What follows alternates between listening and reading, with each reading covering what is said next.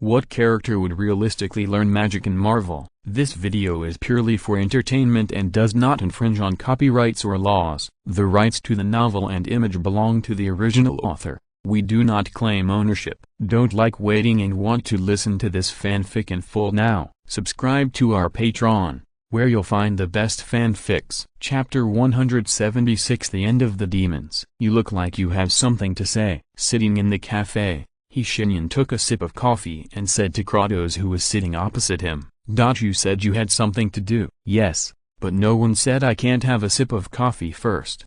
Silence. Kratos turned his head and looked at the snowy scene on the street outside the window of the cafe. No one knew what he was thinking. "How much do you know about demons?" Shenyan suddenly asked. "Stinky. What else? I can't kill them all." "Can you say a longer sentence?" Kratos turned his head and said, "They come from hell and feed on humans. Both the body and the soul are the same. I killed many in the past, but now they seem to be active again." "Not bad, friend. You just said the longest sentence since we met. Keep it up. I believe you can break your record," the wizard said with a smile, and then took another sip of coffee. He said, "As you can see, I'm not from this world. In my world, the demons are pretty much the same as what you said. But there's one difference. They are part of the world. That means no matter how many I kill, I can't really wipe them out completely. And hell is even mysteriously the support point of the human world, so I can't destroy hell.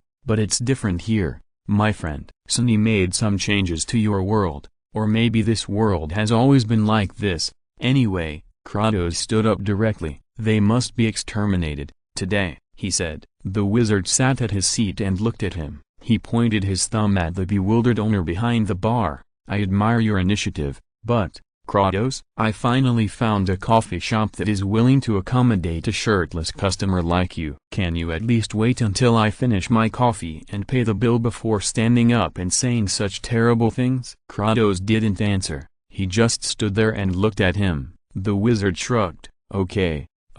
He stood up, cast a small forget spell on the boss, making him forget about this scene, and threw down $2 from Wayne's house. Then he opened the portal and left with Kratos. He didn't go directly to hell. The reason was very simple. Even he couldn't ignore certain rules of magic and go directly to a place he had never been to. To go to hell, he had to find some followers of the devil first. This is not difficult. There are probably some such people in the sewers of every city. Just follow the smelliest place and find it all the way. It can even be said to be very simple. After all, the followers of the devil are like shit, and they are big and thick, lying in the toilet to remind you of their presence. Flushing 3 or 4 times will not go down, and it may also block the toilet. This is why I recommend everyone to use a squat toilet. After killing more than half a dozen followers of the devil with Kratos, the man they deliberately left behind finally spoke. In fact, the wizard could have dug out the information he wanted from his brain at the beginning, but how could he not kill the followers of the devil when he saw them? To call them traitors is an understatement. Picking out 10 of them and shooting them 100 times would not be enough. From a long time ago, the wizard would not hold back on any demon believers. Once he found them, no one could leave his sight alive. The man who was lucky or unlucky to be left until the end burst into tears, knelt on the ground and trembled, saying, "I'll tell you everything you want to know. I'll tell you everything you want to know. Just let me go." Kratos expressionlessly tore off his right hand with his hand, raised his right wrist, and pointed it at his head.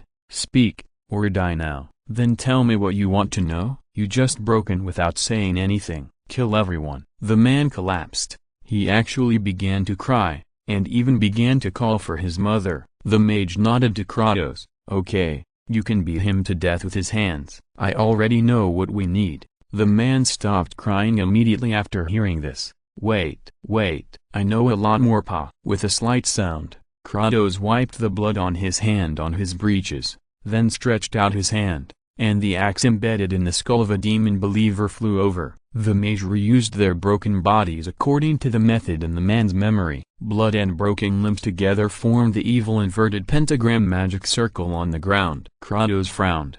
"Do you have to do this?" "Why? Do you feel uncomfortable?" "No, it's not what I want to. Kratos, it's just that I can't ignore the basic principles of magic and go directly to a place I have never been to. So, if you don't mind, we still have to follow the methods in his mind to open a portal from hell to the human world. This is a summoning circle. Yes, but no one stipulates that it can't be turned into a portal. You see, the demons can come out through this door. I will change it so that we can go in. Okay, get ready. As he finished speaking, the blood began to burn, and the corpse disappeared, as if slowly sinking into the ground. In a burst of blood-red light, a vortex-shaped portal was opened, and a twisted arm stretched out, followed by half of the demon's body. It laughed wildly. "Mortal, well done." As a reward for summoning me, Kratos stepped forward, pulled off its head, then crushed it with his foot, jumped up and jumped into the portal. The wizard followed closely behind. Hey, Bruce, it's me. I want to invite Mr. He to my house. What? He's missing? Well, I think you're overreacting a bit, Bruce. He's a good man. Even if he left, he's probably busy with his own things. You'd better stop making those offensive speculations. What? I'm a naive idiot? Hey, Bruce, Bruce, hello? Clark Kent put down the phone helplessly, and his mother, Martha Kent, leaned against the wall and looked at him with a smile. The white-haired old woman asked, "Did you quarrel with him again?" "We didn't quarrel, Mom. Bruce is indeed like this. You know it. The Mr. He you mentioned, he disappeared?" "That's what Bruce said." "I won't get involved in your affairs." After saying that, she left. Clark Kent stood there, nodding thoughtfully. "Well, it seems like a quarrel. There are only 4 updates today. My biological clock has been a bit weird recently. I will go to bed early tonight to adjust it. 5 updates tomorrow will make up for the one I owe, which means 6 updates, 12,000 words. Thank you all for your support." Chapter 177 Hell is dead. "I am immortal," the demon roared, and the ferocious horns on its head emitted a little red light. The height of dozens of meters was extremely oppressive, and the wizard floating in front of it looked like just a small black dot. The wizard yawned perfunctorily. Yes, you are immortal. You are too powerful. You are simply the king of hell. Alas, I am fighting a retard." Before the demon could react to his contemptuous words, it screamed the next second. In this scream that resounded through the world, its huge and terrifying head swelled up little by little, like a pressure cooker about to explode or a sponge that absorbed water little by little. In short, in extreme pain, its head exploded. The scattered blood and flesh fell in a different kind of rain in the sky of half of hell, which was quite poetic. If many demons were still alive, they should be ecstatic about this scene, but unfortunately, hell has been almost completely killed now. The mage flew over the huge corpse that fell down like a mountain range. Kratos was not far away, holding an axe and killing people. Compared with the mage's understatement, his battle was much more violent and bloody. He didn't speak, only roared and sneered. The ordinary axe that looked unremarkable in his hand was like some kind of deadly weapon, and every move was full of majestic power. The result was also devastating. Most of the demons on this plane were killed by him, and their blood had already dyed the black land under his feet red. It has been 5 days since I came to hell, if the mage's perception of time is correct. He and Kratos have a clear division of labor. Shenyan specifically looks for those demons with huge size and strong strength. They are either sleeping underground or occupying a mountain somewhere. And Kratos took all the rest: inferior demons, imps, fire demons, succubi. All of them fell under his axe. He seemed to never get tired, but the mage could see that he was actually quite tired of killing, and it might have been like this for a long time. There was a lingering sense of fatigue in his eyes. After the last Balrog's head was violently chopped in half by the axe, the mage slowly landed. He was still floating in the air, not standing directly on the ground that was soaked in blood and even covered Kratos' ankles. He said, "Are you done?" Kratos glanced at him, reached out to call back the axe, and caught it steadily. "Don't look at me like that. I just don't want to take away all the fun. After all, there is a goddess who has crossed countless worlds and asked me to find you something to do and exercise your body." Hearing this, Kratos' expression finally fluctuated, but he still didn't say anything. "Okay, do you want to go back first?" or do you want to watch me finish this here?" The mage's question was destined to be unanswered, but Kratos had already given the answer with his actions. He put away the axe, hung it behind him, and stood behind the mage without saying a word. Shenyan snapped his fingers and made him fly up as well. Continuing to stand on the ground might lead to accidental injuries. It's okay to get rid of the possibility. It will definitely lead to accidental injuries. Shenyan closed his eyes, exhaled gently, and flew into the sky. With his breath, the blood-red sky of hell began to dim gradually. The blood on the ground began to boil, and the mage opened his eyes. In his red eyes, the overflowing magic power even turned into destructive magic lightning. They wantonly vented their power and bombarded the surrounding land, causing the plain to collapse in an instant. The land composed of corpses and sins began to gradually disappear and turned into pure ash. The red magic lightning has not stopped. Even though the power is very terrifying, they are actually just aftermath, just a natural phenomenon. It's like the white mist exhaled in winter. Kratos narrowed his eyes and looked at the mage in the sky. His back was almost difficult to look at. The huge amount of magic power even made his heart ache, and the man had to look away. In the sky, the mage raised his right hand and then swung it down suddenly. With his action,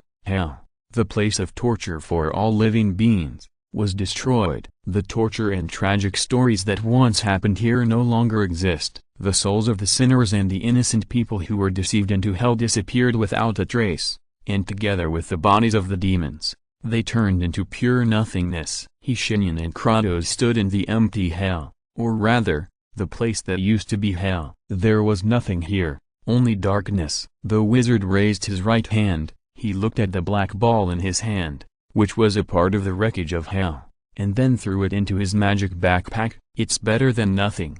Just treat it as a collection." "Goddess, tell you, I need to find something for me to do." Kratos finally spoke. He didn't seem to care about the great power that the wizard had just shown, nor did he care what the ball was. He just asked a question. "Yes, did she say anything else? For example, like what?" "No, nothing." "Is there anything else you want to do?" "Not for now, my friend. You can go back to your lightless wooden house and continue doing what you love, chopping trees or rowing, whatever you want." After the wizard finished speaking, he opened the portal for him, and behind the door was Kratos' home. He only needed to take a step to go back, but the man never moved. He stared closely at the wizard's eyes, which were still a little red, and asked, Is there any way to make the goddess come back?" "I'm willing to do anything." "You shouldn't ask me this question, Kratos," the wizard replied, and he turned around and opened another portal, but this time,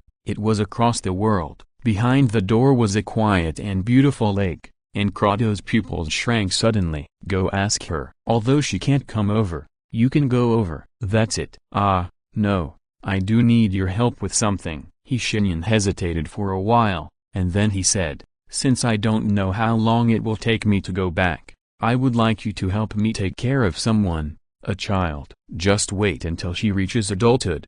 As long as her safety is guaranteed, you can ask your goddess for the specific situation." Kratos nodded, and the lines on his face hardened. Then he lowered his head and entered the portal. The mage watched him leave and nodded thoughtfully. "You really didn't tell me something, Sunny." Chapter 178. Superman is also afraid of something. Returning to the human world again, even with the mind of a wizard, it is inevitable to feel a little bit like a world away. The screams of the demons seemed to still be in his ears, but they were soon drowned out by the hustle and bustle of traffic and people. If you ask him which one he prefers, Shenyan will find it difficult to make a choice. Although the former is harsh, it makes him feel happy. Although the latter represents the human world, sometimes it is better to listen to death metal than to listen to these sounds. He disappeared from the spot in the blink of an eye and appeared on a tall building in the city, overlooking the scenery below. It did not attract anyone's attention except one person. A figure was flying towards him quickly, with a red cloak fluttering behind him, and the big S on the chest shining in the sun. He stopped in front of the wizard and asked, "You don't look well. How did you come to this conclusion?" "Feeling." Superman's answer made the wizard laugh and cry, "How can you be more idealistic than me, a wizard?" "I'm fine, Clark, but then again, how did you find me?" You may have used magic to cover up your whereabouts, but heartbeats don't lie. I flew here directly after hearing your heartbeat. You may not be very clear, Mr. He, but you haven't shown up for more than 3 weeks. By the way, Bruce has taken advantage of this time to start researching some things, although I shouldn't say this. Who told him that I'm a naive idiot? Ignoring the second half of the sentence, Shenyan asked. You remember my heartbeat? Actually, I remember everyone's heartbeat. You, Bruce, Alfred and many others. Superbrain is really convenient.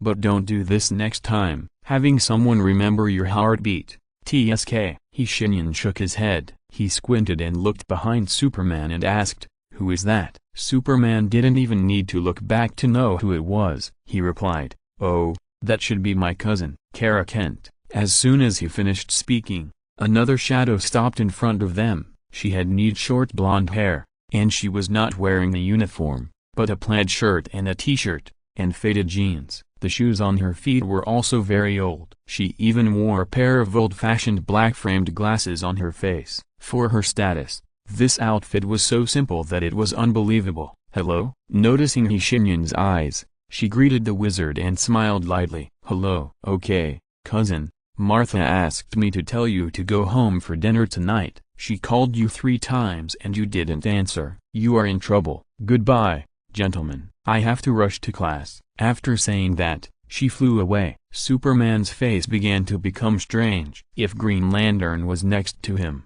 he would probably comment like this. He didn't look so bad when he was fighting Doomsday. He tapped the wrist of his right hand, and a watch appeared out of thin air. Clark Kent looked through the call records on his watch with a dead look on his face, and uttered a rare curse. Damn it. It must be because of the signal problem. I didn't answer the call. This is over. Martha. Oh, that's my mother. He answered absent-mindedly and tried to call back. But the person on the other end didn't pick up, but hung up directly. His face became even worse, and Shenyan felt a little funny. It turned out that even the invincible Superman would be afraid because he didn't answer his mother's call. But it wasn't over yet. His watch started ticking and Superman answered the call in a panic. Hello, yes, it's me, Mom. What? I didn't deliberately not answer your call. It's definitely not because I don't want to go home for dinner. Really not. Believe me. Louise? Take her back for dinner? No,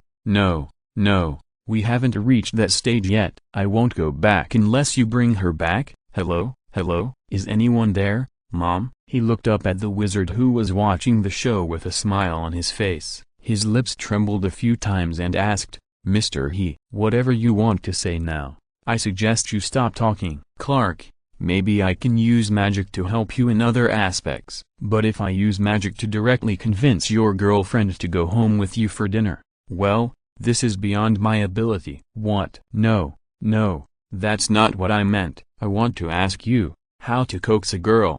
This time it was the wizard's turn to be shocked. The expression on his face could answer Superman's question without even saying a word. It was an expression called "Why do you think I know this kind of thing?" Superman also realized that he had obviously asked a stupid question, but he was really desperate. After all, he couldn't ask Batman, could he? The Playboy would probably tell him, I don't know, Clark. No woman has ever been angry with me. He could even imagine the faint smile on Bruce's lips when he said this. Is it great to be rich? But, sir, I really can't help it. Superman began to complain to the wizard. I have to save people every day and go to work. It's not that I don't like work. In fact, I like the job in the newspaper very much. But I can't leave work early just to date her. I have been late for 2 days this week because of the fire and saving a couple who committed suicide. I don't want to be fired. She started to get angry with me because I was 3 minutes late for the date. She also asked me if I knew what I did wrong. I thought about it seriously. I made sure I didn't miss any anniversary or anything like that.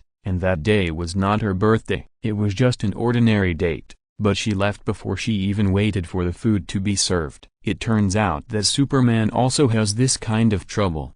The smile on Shenyan's face grew bigger and bigger. Everyone has the mood of gloating over others' misfortunes, but he still gave some advice. Is this your first time being late? Superman hesitated, and the wizard saw shame on his face. No, It's not the first time. Then the problem is obvious, Clark. You just need to find her and apologize. What's so difficult about it? But how can I say it? I have given all the reasons I can give. I can't just tell her that I am Superman. You haven't told her yet? Well, although I don't know what kind of personality this Miss Louise has, but there should be few people who can't accept that their boyfriend is Superman. Go ahead and say it, Clark. You see, getting along with people is to find problems and solve them. I believe this sentence also applies to you. If you don't solve it, sooner or later there will be a bigger quarrel because of this matter. Superman hesitated for a long time, and he nodded vigorously. Okay,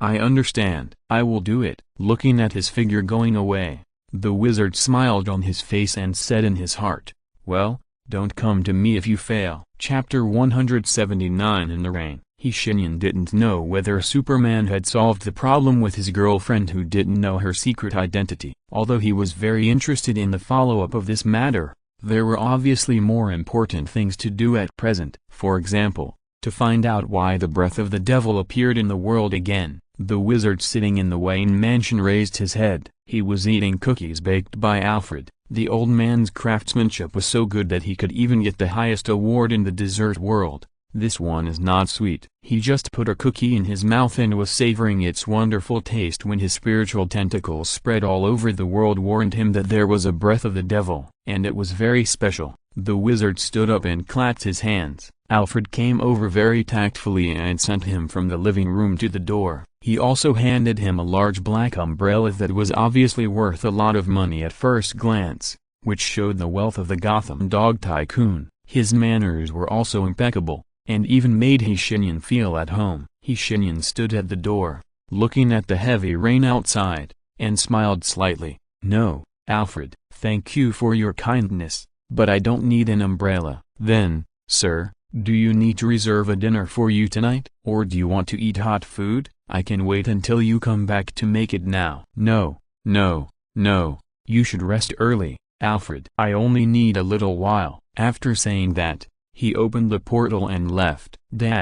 Pain. The pain came like a tide and then drowned her. She looked down at her right hand, which was empty. She bit her lip and tried to communicate the remaining magic power in her body to cast a healing spell for herself, but it failed. The magic power that was once restless and wanted to rush out of her body all the time was now as quiet as death. She didn't know whether this was good or bad, but at present, it was definitely a bad thing. The heavy rain washed over her body, and the girl, who had no strength, couldn't even stand up. She wrapped the wide black cloak tightly around her body and stood up with her left hand holding the dirty wall of the alley. Boom! A thunder sounded, and her pupils shrank slightly, and she saw a man in a black robe standing at the entrance of the alley. The light at that moment illuminated his face, which was pale and without any warmth in his eyes. He looked at her as if he was looking at a dead person. Demon? As soon as the voice fell, the man appeared in front of her in an instant. The girl instinctively wanted to mobilize her magic power to cast a spell,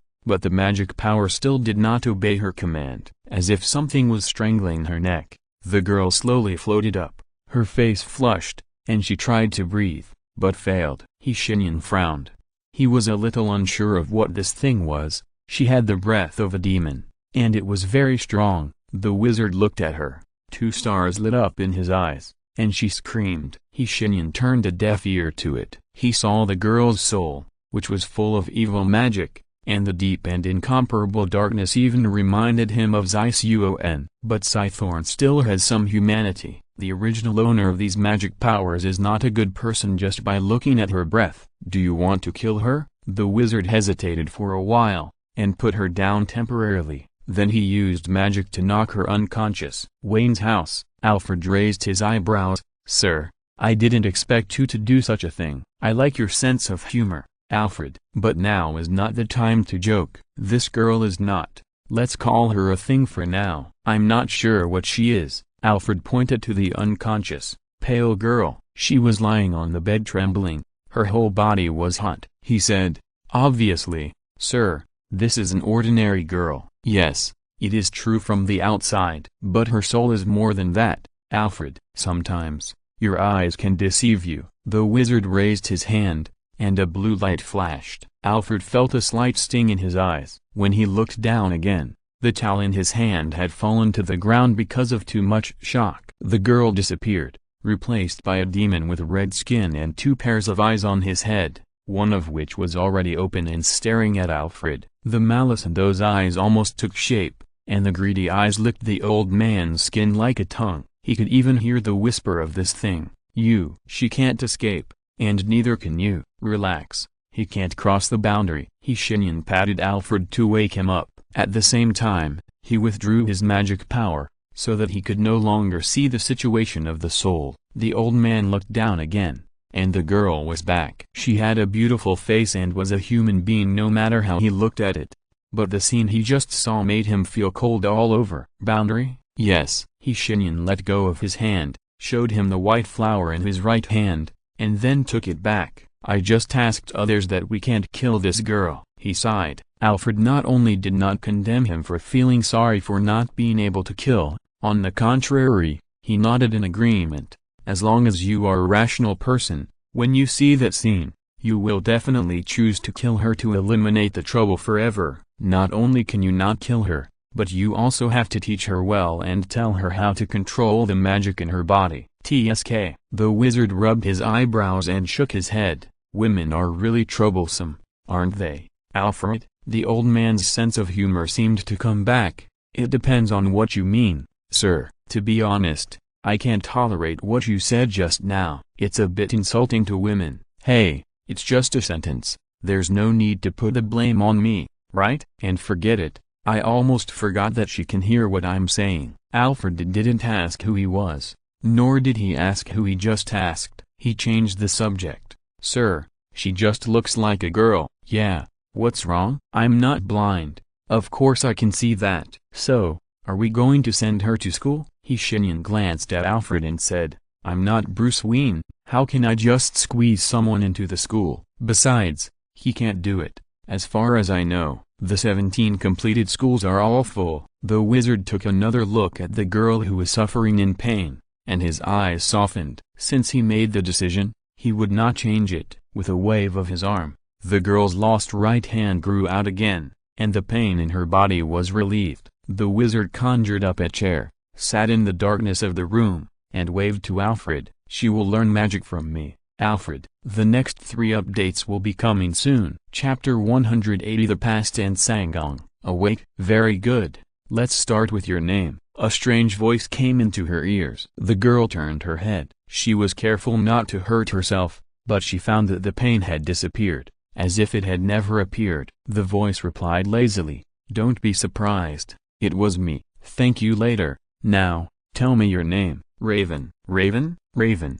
Interesting. It really lines up to the name. Ah, the wizard smiled. He opened the curtains. The sun shone in, just enough for his face to be seen clearly by Raven. Now, look at this face. Alas, from now on, I will be your teacher. I'm afraid you are not qualified. Raven replied coldly. Her attitude and words made Shenyan laugh. Then who do you think is qualified? Your evil father? How do you know? Yes, I used mind reading on you. I looked at your memory. Don't blame me. If I really have to teach you my magic, then I must make sure that you will not use this power to do evil. Unexpectedly, Raven was not angry about this. She bit her lower lip again and replied, I have no objection. The wizard was a little surprised, but considering her experience, this maturity was also expected. He nodded and pointed to the clock on the wall beside him. It is now 9:20 in the morning. I want you to come downstairs and meet me in the yard at 10:30.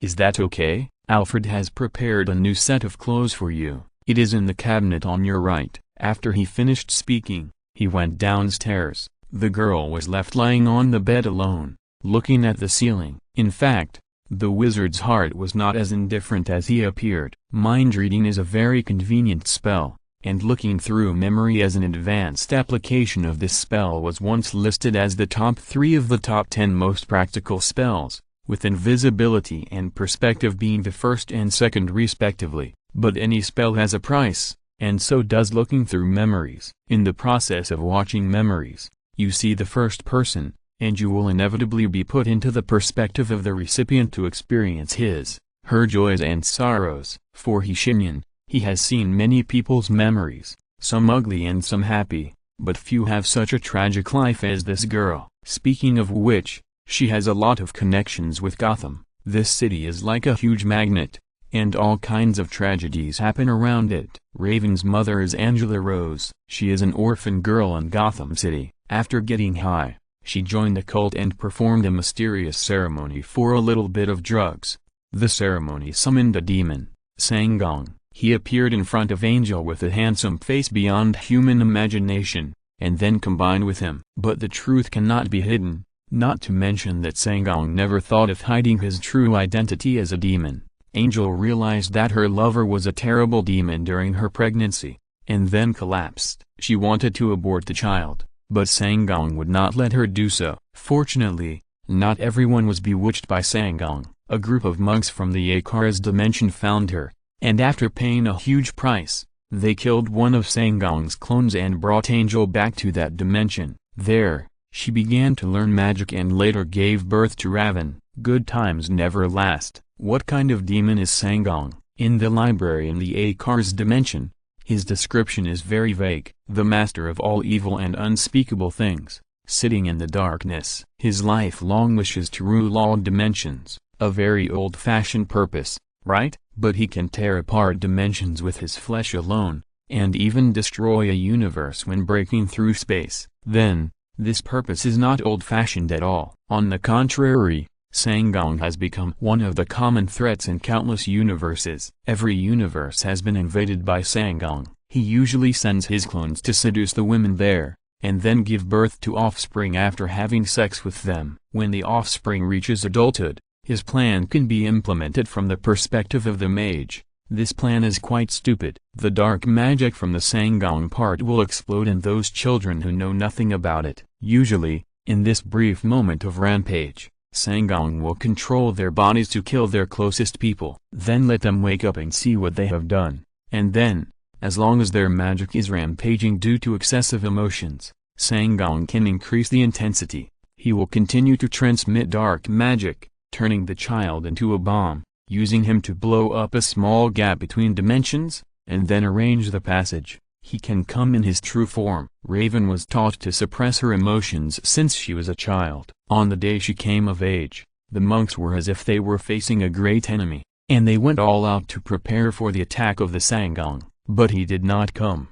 Just when everyone thought they could breathe a sigh of relief, Sangong came through Raven's mother's body. He tore everyone present to pieces, but deliberately spared Raven. For no other reason, just because Angel placed a beacon on Raven out of maternal love. That beacon would allow Raven to return to Earth when she was in danger. She believed that Superman could deal with Sangong. Sangong was also very clear about this, and he deliberately let Raven go back. Unfortunately, he met the wizard. Shenyan sat in the yard calmly, as if he had just watched a very depressing movie, not a movie like Titanic, where only the ending was sad, and Jack and Rousey were at least happy. It was a real, endless, depressing movie that was sad from beginning to end.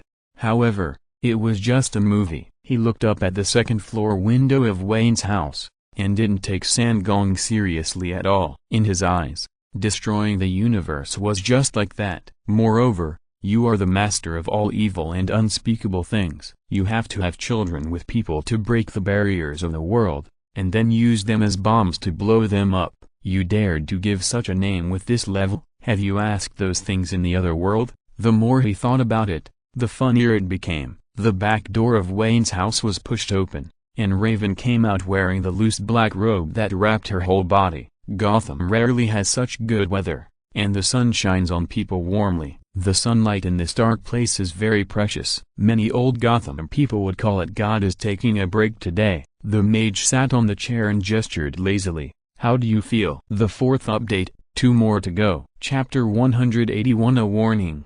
What do you mean? She seemed to adapt to the situation quickly, even though the mage was a complete stranger to her. Or maybe she actually knew she had no choice. All aspects. Raven nodded calmly. I'm fine. When do we start? Do you have any objections to this?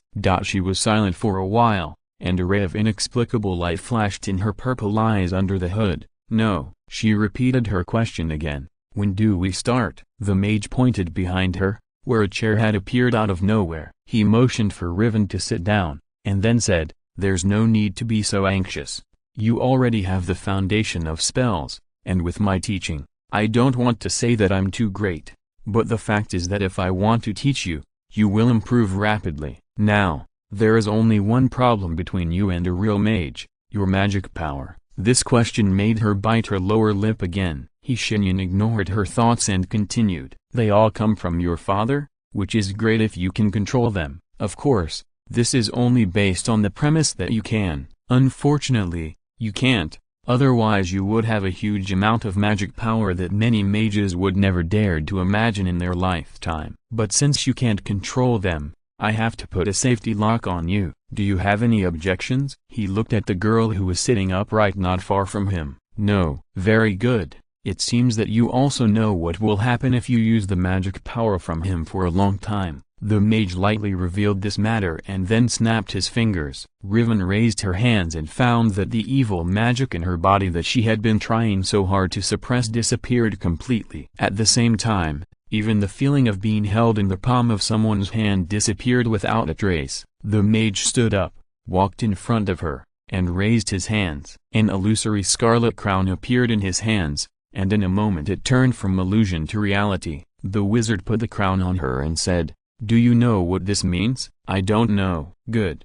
I know you don't know. I'm just asking for fun." He smiled maliciously and continued, "Let me tell you what it is. This is a gift. With it, you can use the magic from me. You can move mountains and fill the sea with a wave of your hand, and you can also control the life and death of others at will. Of course, the premise is that you pass my test. After all, giving you power but you don't know how to use it is useless. I don't like to hide things, so I'll just say it straight. This is not only a gift, but also an insurance. As long as you show the slightest sign of being invaded by the three palaces, this crown will activate another function I gave it." Raven looked indifferent to this, but her hands under her black robe had been clenched into a ball. "Are you going to kill me?" Unexpectedly, the vicious smile on the wizard's face turned into another smile, a smile that Raven had never seen before. He took off the girl's hood, exposing her purple hair, which was the same color as her eyes,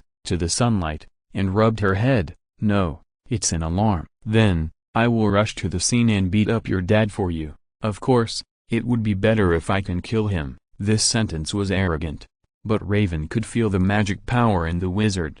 Even if he deliberately restrained himself and did not emit any magic, just standing there was like a sun. Considering this situation, she felt that the wizard did have the confidence to say this. "Hello, this is Lois Lane's voicemail. Please leave a message after the beep." Clark Kent, wearing a pair of heavy and old-fashioned black-framed glasses, sat on his desk and said carefully, "Hey, Lois, it's me. Listen, I know there is a problem between us, but I think there is room for remedy. I mean, can you call me back after you hear the news? I have booked a Mexican restaurant for 7 p.m. on Saturday. Is that okay?" He hung up the phone and spun the pencil in his hand carelessly. After returning home, he thought about the master's words. Shenyan was right. If some problems are not solved, they will always be problems. This time may be an opportunity for him to be honest about his secret identity. To be honest, he was nervous about it. He had never told outsiders that he was Superman. There were very few people in the world who knew this. What's more, the person he was going to tell was the one he had already decided to spend his life with. Clark Kent sighed. One of his colleagues passed by him and was a little surprised. "Hey, Kent. Why are you still here? What's wrong?" "It's not time to get off work yet." The colleague's words made him a little confused. No. Didn't you see what Perry said?" He said at the morning meeting on Tuesday that we will have an early holiday today. Has old Perry changed his personality? Clark was a little surprised. In his impression, his boss Perry White was a boss who wanted everyone to work overtime, although he was a good person. But his catchphrase was "reporters never get off work." Who knows? Anyway, I'm going to enjoy my life. Kent, have a nice weekend. Okay. You too. Clark smiled at him, maintaining his image as a good guy, but actually he had already started to think about it. My appointment is for tomorrow, so how about calling the restaurant to tell them I want to arrive earlier? If the restaurant agrees, then I will meet her as Superman and tell her who I am. Yes, Clark, don't worry, just like Mr. He said. Just do it. His heart was pounding for his bold decision. The Kryptonian heart was extremely strong, but it didn't make him as strong as his body and his attitude towards feelings. Yes, I'm going to call the restaurant and tell them to change the time to today. I'm going to do it now. He dialed the phone, and the beeping sound had never been as long as it was now. Uneasy emotions alternately circled in his heart. But he was lucky. The owner of the restaurant told him with a smile, "Young man, you are lucky. There are still seats available tonight." "Let me see. I will book you until 8 o'clock tonight." "Okay, sure. Thank you." He hung up the phone with joy, looked around, and found that he was the only one left in the newspaper office. He no longer hesitated and tore open his clothes. Superman flew out with a smile on his face. "There is one more." I felt my body was hollowed out. Chapter 182 The Missing Superman. "Sir, Master Clark is missing." The wizard who was teaching Raven how to use magic stopped and turned to ask, "Are you sure?" Alfred was worried, both from a personal perspective and for the sake of the world. Whether it was Clark Kent or Superman, he was worried about him. "Yes, sir. The life locator that Master Bruce used to monitor Master Clark disappeared, and so did his mother, Martha Kent, and his girlfriend, Lois Lane." The wizard turned his head and said to Raven, "It looks like we are going to enter free practice time, my apprentice." The girl with scarlet thorns on her forehead nodded gently. Even though she no longer needed to suppress her emotions, it had become a habit over the years. Obviously, it was not something that could be changed in a day or two, but it was better this way. A wizard who could force himself to stay calm could gain an advantage in any situation. He walked towards Alfred and walked towards the underground Batcave with the butler. As he walked, he asked, "Can you confirm the accuracy of this information?" 100% confirmed. That detector was made by Master Clark himself and given to the Master. It uses Kryptonian technology. Even when he flew into space for a long journey a few years ago, we could still detect his signal. But now it has completely disappeared, and it is not a life alarm, but the disappearance of the signal source. The old man replied with a worried look on his face. "Very good. I understand." Things really come one after another, don't they? The wizard exhaled and said, "Let's not talk about this, Alfred." "What did your master say?" "He wanted to take action, and Jason held him down." "Good boy. Good job. Let the transvestite sit in the office obediently, and I will handle this matter," he said softly.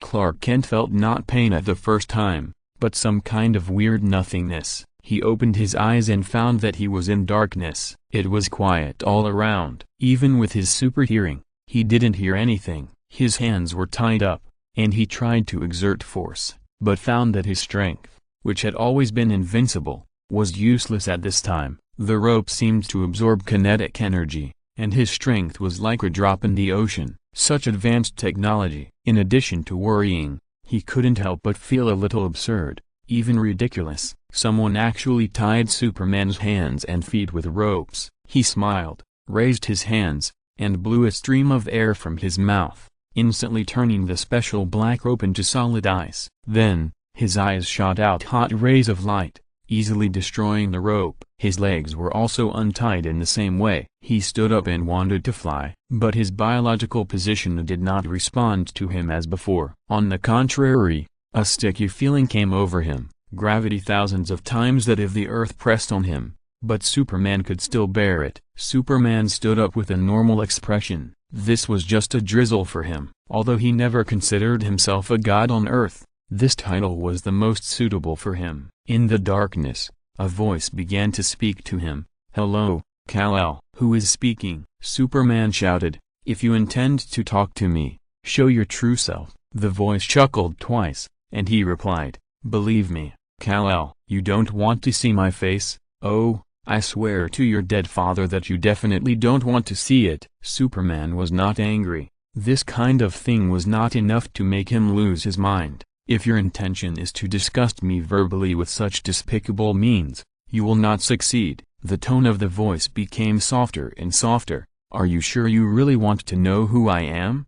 Before Superman could answer, the darkness faded, the fluorescent light lit up, and a person he never expected stood there and smiled at him. Superman stepped back a few steps, and his supervision penetrated the body of that person in an instant. He really existed, and he was indeed an Earthling. It was not an illusion, nor was it a robot skin. It was his biological father, Jor-El. Clark Kent could never forget that face that was similar to his. Because of this, he was even more confused, because he knew that Jor-El could not do such a thing. Could it be the artificial intelligence on his spaceship? But his personality was exactly the same as the real Jor-El. There was no reason for him to do such a thing. Moreover, the real Jor-El was already dead. He had died as early as the moment Krypton exploded. "What, you don't plan to say hello to me? We finally got reunited as father and son. You treat me like this?" The thing with his biological father's face said hypocritically. Superman clenched his fists and felt angry for the first time. He replied in a deep voice, "You are not him. I don't know what you are, but you are definitely not him. The Jor-El I know would not kidnap my mother, my girlfriend. He would not even bring me to this place without saying a word and tie my hands and feet." The thing was enraged. "Your mother? Your mother? Your mother is Laura-El, a Kryptonian. What does she have to do with that damn old woman on Earth? They are just monkeys." Superman showed a sarcastic smile. "You see, you are definitely not him. Jor-El told me himself that Kryptonians are no nobler than people on Earth. We are all the same. The nobility of a person's identity has nothing to do with his bloodline. It is closely related to his heart." The creature calmed down. "Whatever you say, Kal-El. That's the fact. I am Jor-El, your biological father." "Now, let me tell you something." As soon as he finished speaking, the white space around him changed again, from an empty space to a dark universe. Hundreds of Kryptonian warships were floating in the universe. Superman's eyes penetrated the wall. He could see the Kryptonian soldiers on these hundreds of warships. They were fully armed and murderous. The thing opened its hands and said in a fanatical tone, "Look, Kal-El, the reconstruction of Krypton is today. As long as we take the Earth." He pointed behind Superman. Superman didn't need to look back to know that the Earth was behind him. It seems that this matter cannot be avoided. Clark Kent closed his eyes. At this moment, he was not Superman.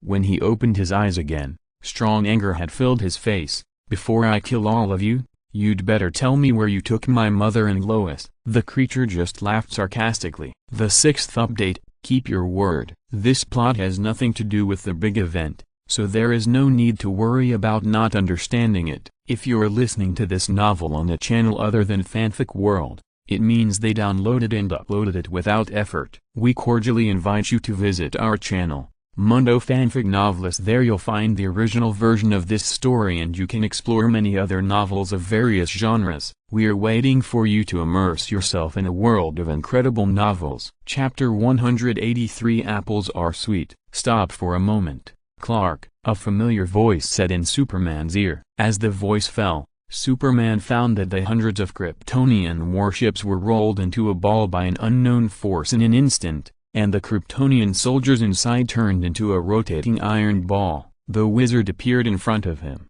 with his hands behind his back, and he didn't look very happy. "Mr. He?" "Yes, it's me." He sighed. The creature's face became uncertain. He had seemed confident in facing Superman, but when he saw this situation, he couldn't keep his original expressionless face. He was about to speak when the wizard looked over. He turned him into a block of ice in an instant. Shenyan said slowly, "I didn't ask you to speak, scum." Superman flew in front of him with an anxious look on his face. "Don't kill him yet, Mr. He." "I know, your mother and Lois." The wizard clapped his hands gently. Next to Superman, a space seemed to have been torn off the curtain. His unconscious mother and girlfriend suddenly appeared. The two were lying in a life support machine, sleeping quietly. "The matter is resolved, Clark. Go back to Earth." He said so, looking back at the creature wrapped in ice, and smiled at him meaninglessly. Shenyan came back very quickly,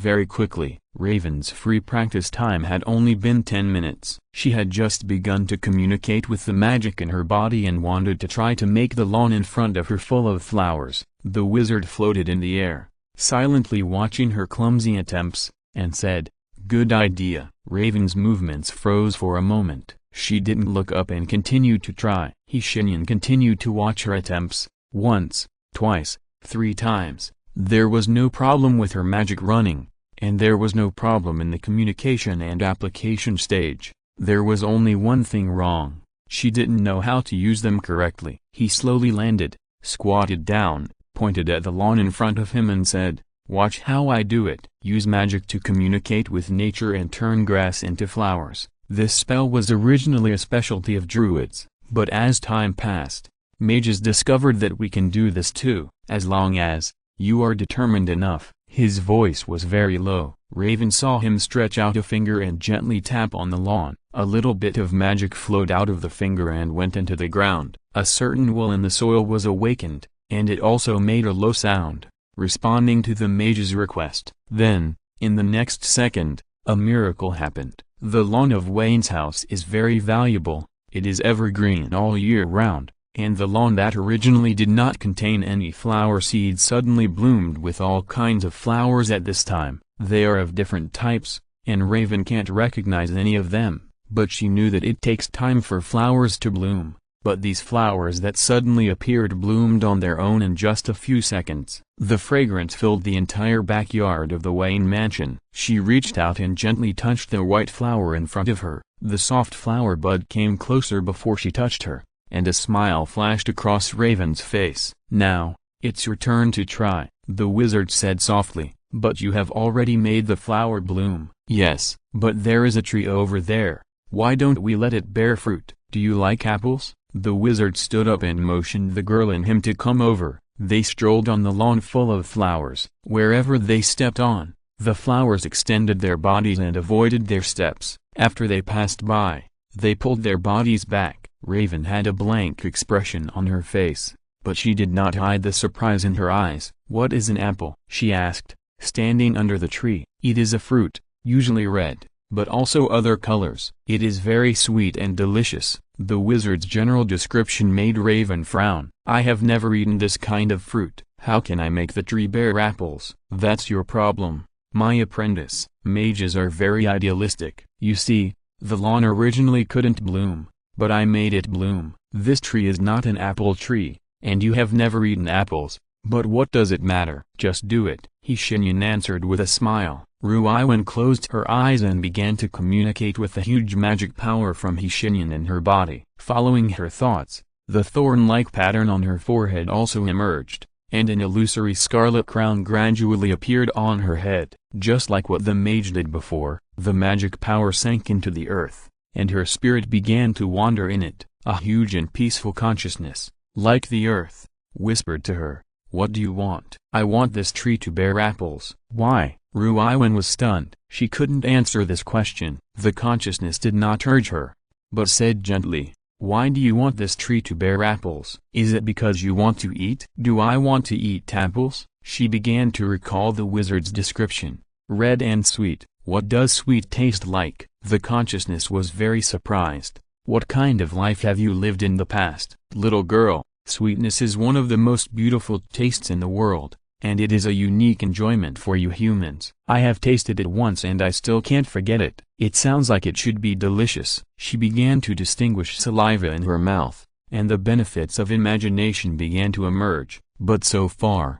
let alone fruits, the food she had eaten was very bland. In order to strengthen the tempering of their will, the monks of the Akars sect have been eating a kind of tasteless round object. They call it Sara, and after eating it, they don't need to eat anything else for about 3 days. It is also rich in nutrition, but it has no taste. "How?" the consciousness asked again. "I want this tree to bear apples," she said again. "Why?" "Because I want to taste what sweetness tastes like, and my teacher told me that apples are delicious." "Then, open your eyes." The consciousness said so. Raven did as she was told, and she opened her eyes. The big tree in front of her was full of red apples without knowing when. There was even dew on it. The wizard leaned against the tree trunk, tossing an apple in his hand. Seeing her open her eyes, he threw the apple to her. She subconsciously reached out and took the apple. The wizard walked past her and his voice sounded very relaxed. "Try it, you will like its taste." Chapter 184,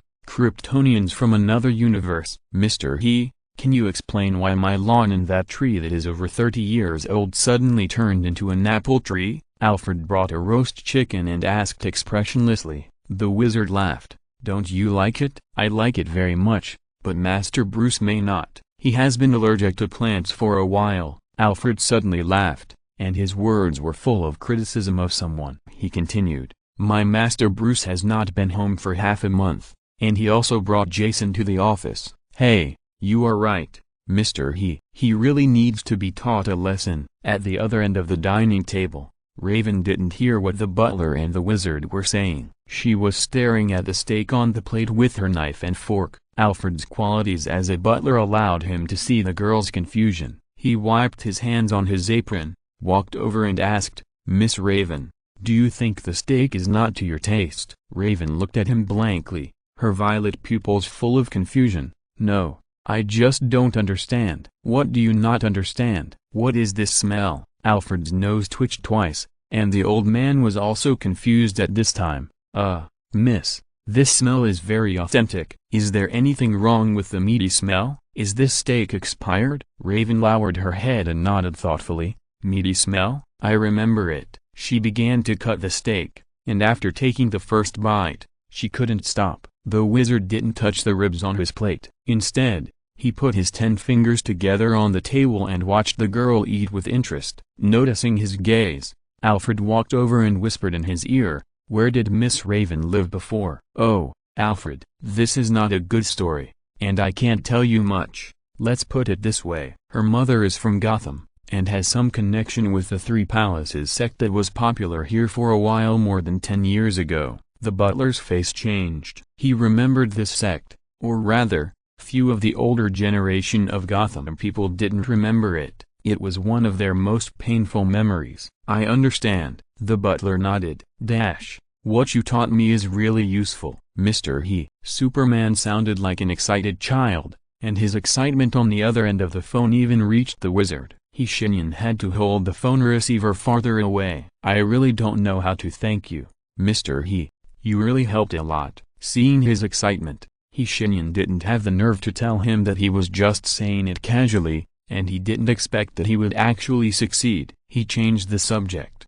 "Remember that guy last time?" Speaking of him, Superman's voice was low for a moment. "Yes, I remember. His identity is a bit complicated. Clark, we'd better talk about this in person." "I'll wait for you at Wayne's house." Shenyan put down the phone, and within a few seconds, the doorbell rang. And even with Superman's speed, this is slow. Alfred went over to open the door as if he was used to it, and saw Clark Kent, wearing a plaid shirt and black framed glasses, standing at the door, smiling shyly at him. He would do this every time he saw Alfred. Clark smiled foolishly, and he seemed to smile like this for a while when he saw everyone today. "Hello, Alfred. How are you doing recently?" "Good afternoon, Master Clark. Thank you for your concern." "I'm fine." The butler nodded to him meticulously, and the distance of his neck swinging was precise and elegant. After he came in, he closed the door with an indescribable elegance. The wizard who watched the whole process couldn't help but sigh in his heart that the butlers of you rich people are so particular about even opening and closing the door. Shenyan stood there and nodded to Clark. He pointed at his face and said,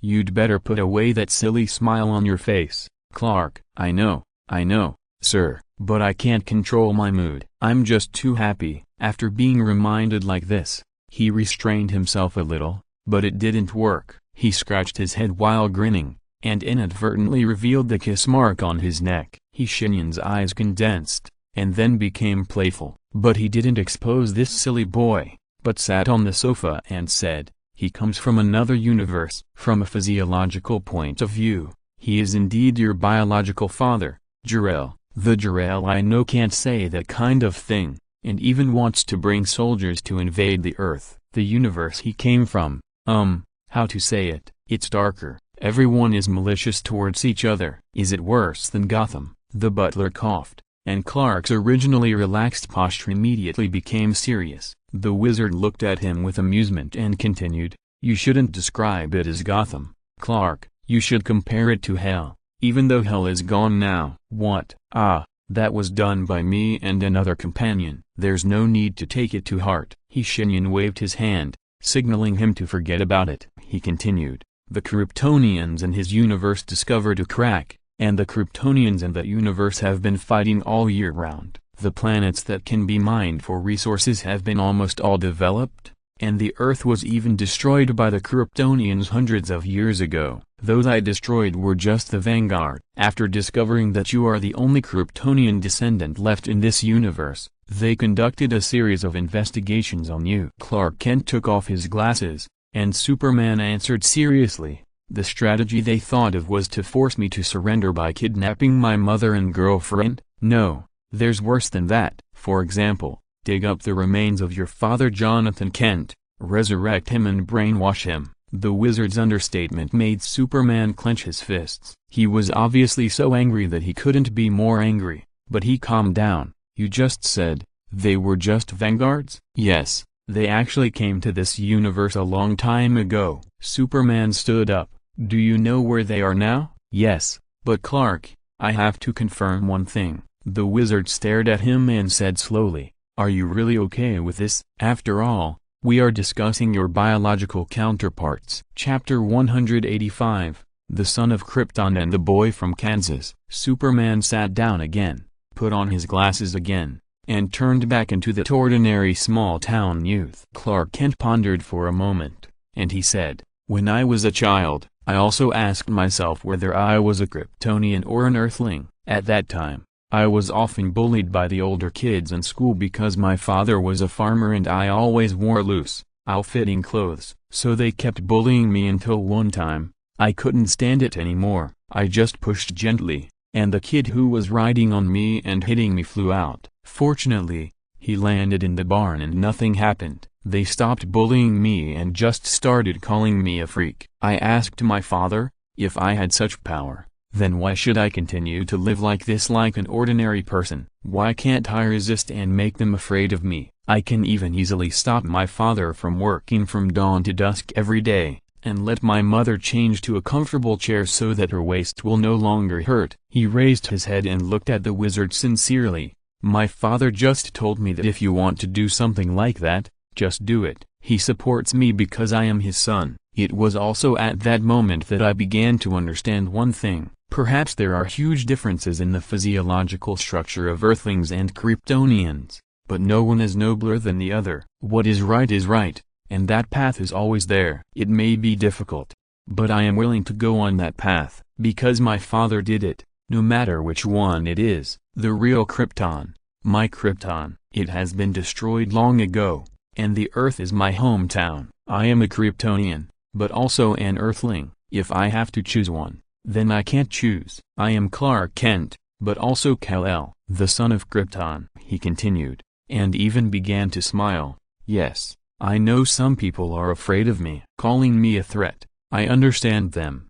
But I know that I will never become what they imagine me to be, and this is my most powerful response to their words. So, Mr. He, if you ask me, will I find this unacceptable? My answer is absolutely not. They come from another universe, and they make a living by invading others. Such a brutal empire is completely different from the Krypton in my mind." The wizard nodded gently. "I understand, Clark. Now, go enjoy your life with your girlfriend. By the way, pay attention to your neck. I will deal with them." Clark's serious expression suddenly collapsed, and he said awkwardly, Sir, Shenyan laughed mischievously. "I have a question for you, Clark. Your skin is not only invulnerable, but even missiles can't hurt you. How did she leave a kiss mark on your neck?" Clark Kent didn't answer this. He ran away at the speed of light, but disappeared in the blink of an eye, and even didn't forget to help Alfred close the door. The wizard couldn't help it anymore.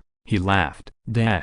Bruce Wayne sat in his office. He hadn't left here for almost a week. His hair was messy, and his tie was gone. He didn't know where he had thrown it. His face was full of stubble, and the dark circles under his eyes were extremely deep. He didn't look elegant or handsome like the richest man in Gotham. He looked like a stay-up all-nighter. But to be honest, he did stay up late, and he did stay at home for the past half-month, although he had to do it. The various dispatches on site and the difficulty of implementation were beyond his imagination. Although there was no shortage of capable people in the Wayne Group, their transfer was a big problem. What's more, he had to personally interview the job seekers who came in droves, and received almost hundreds of letters every day. He had to carefully review and reply to each one. In order to save time, he even changed the weekly fixed meeting to an online one. Due to the increase in work, the number of meetings was changed from twice a week to 5 times a week.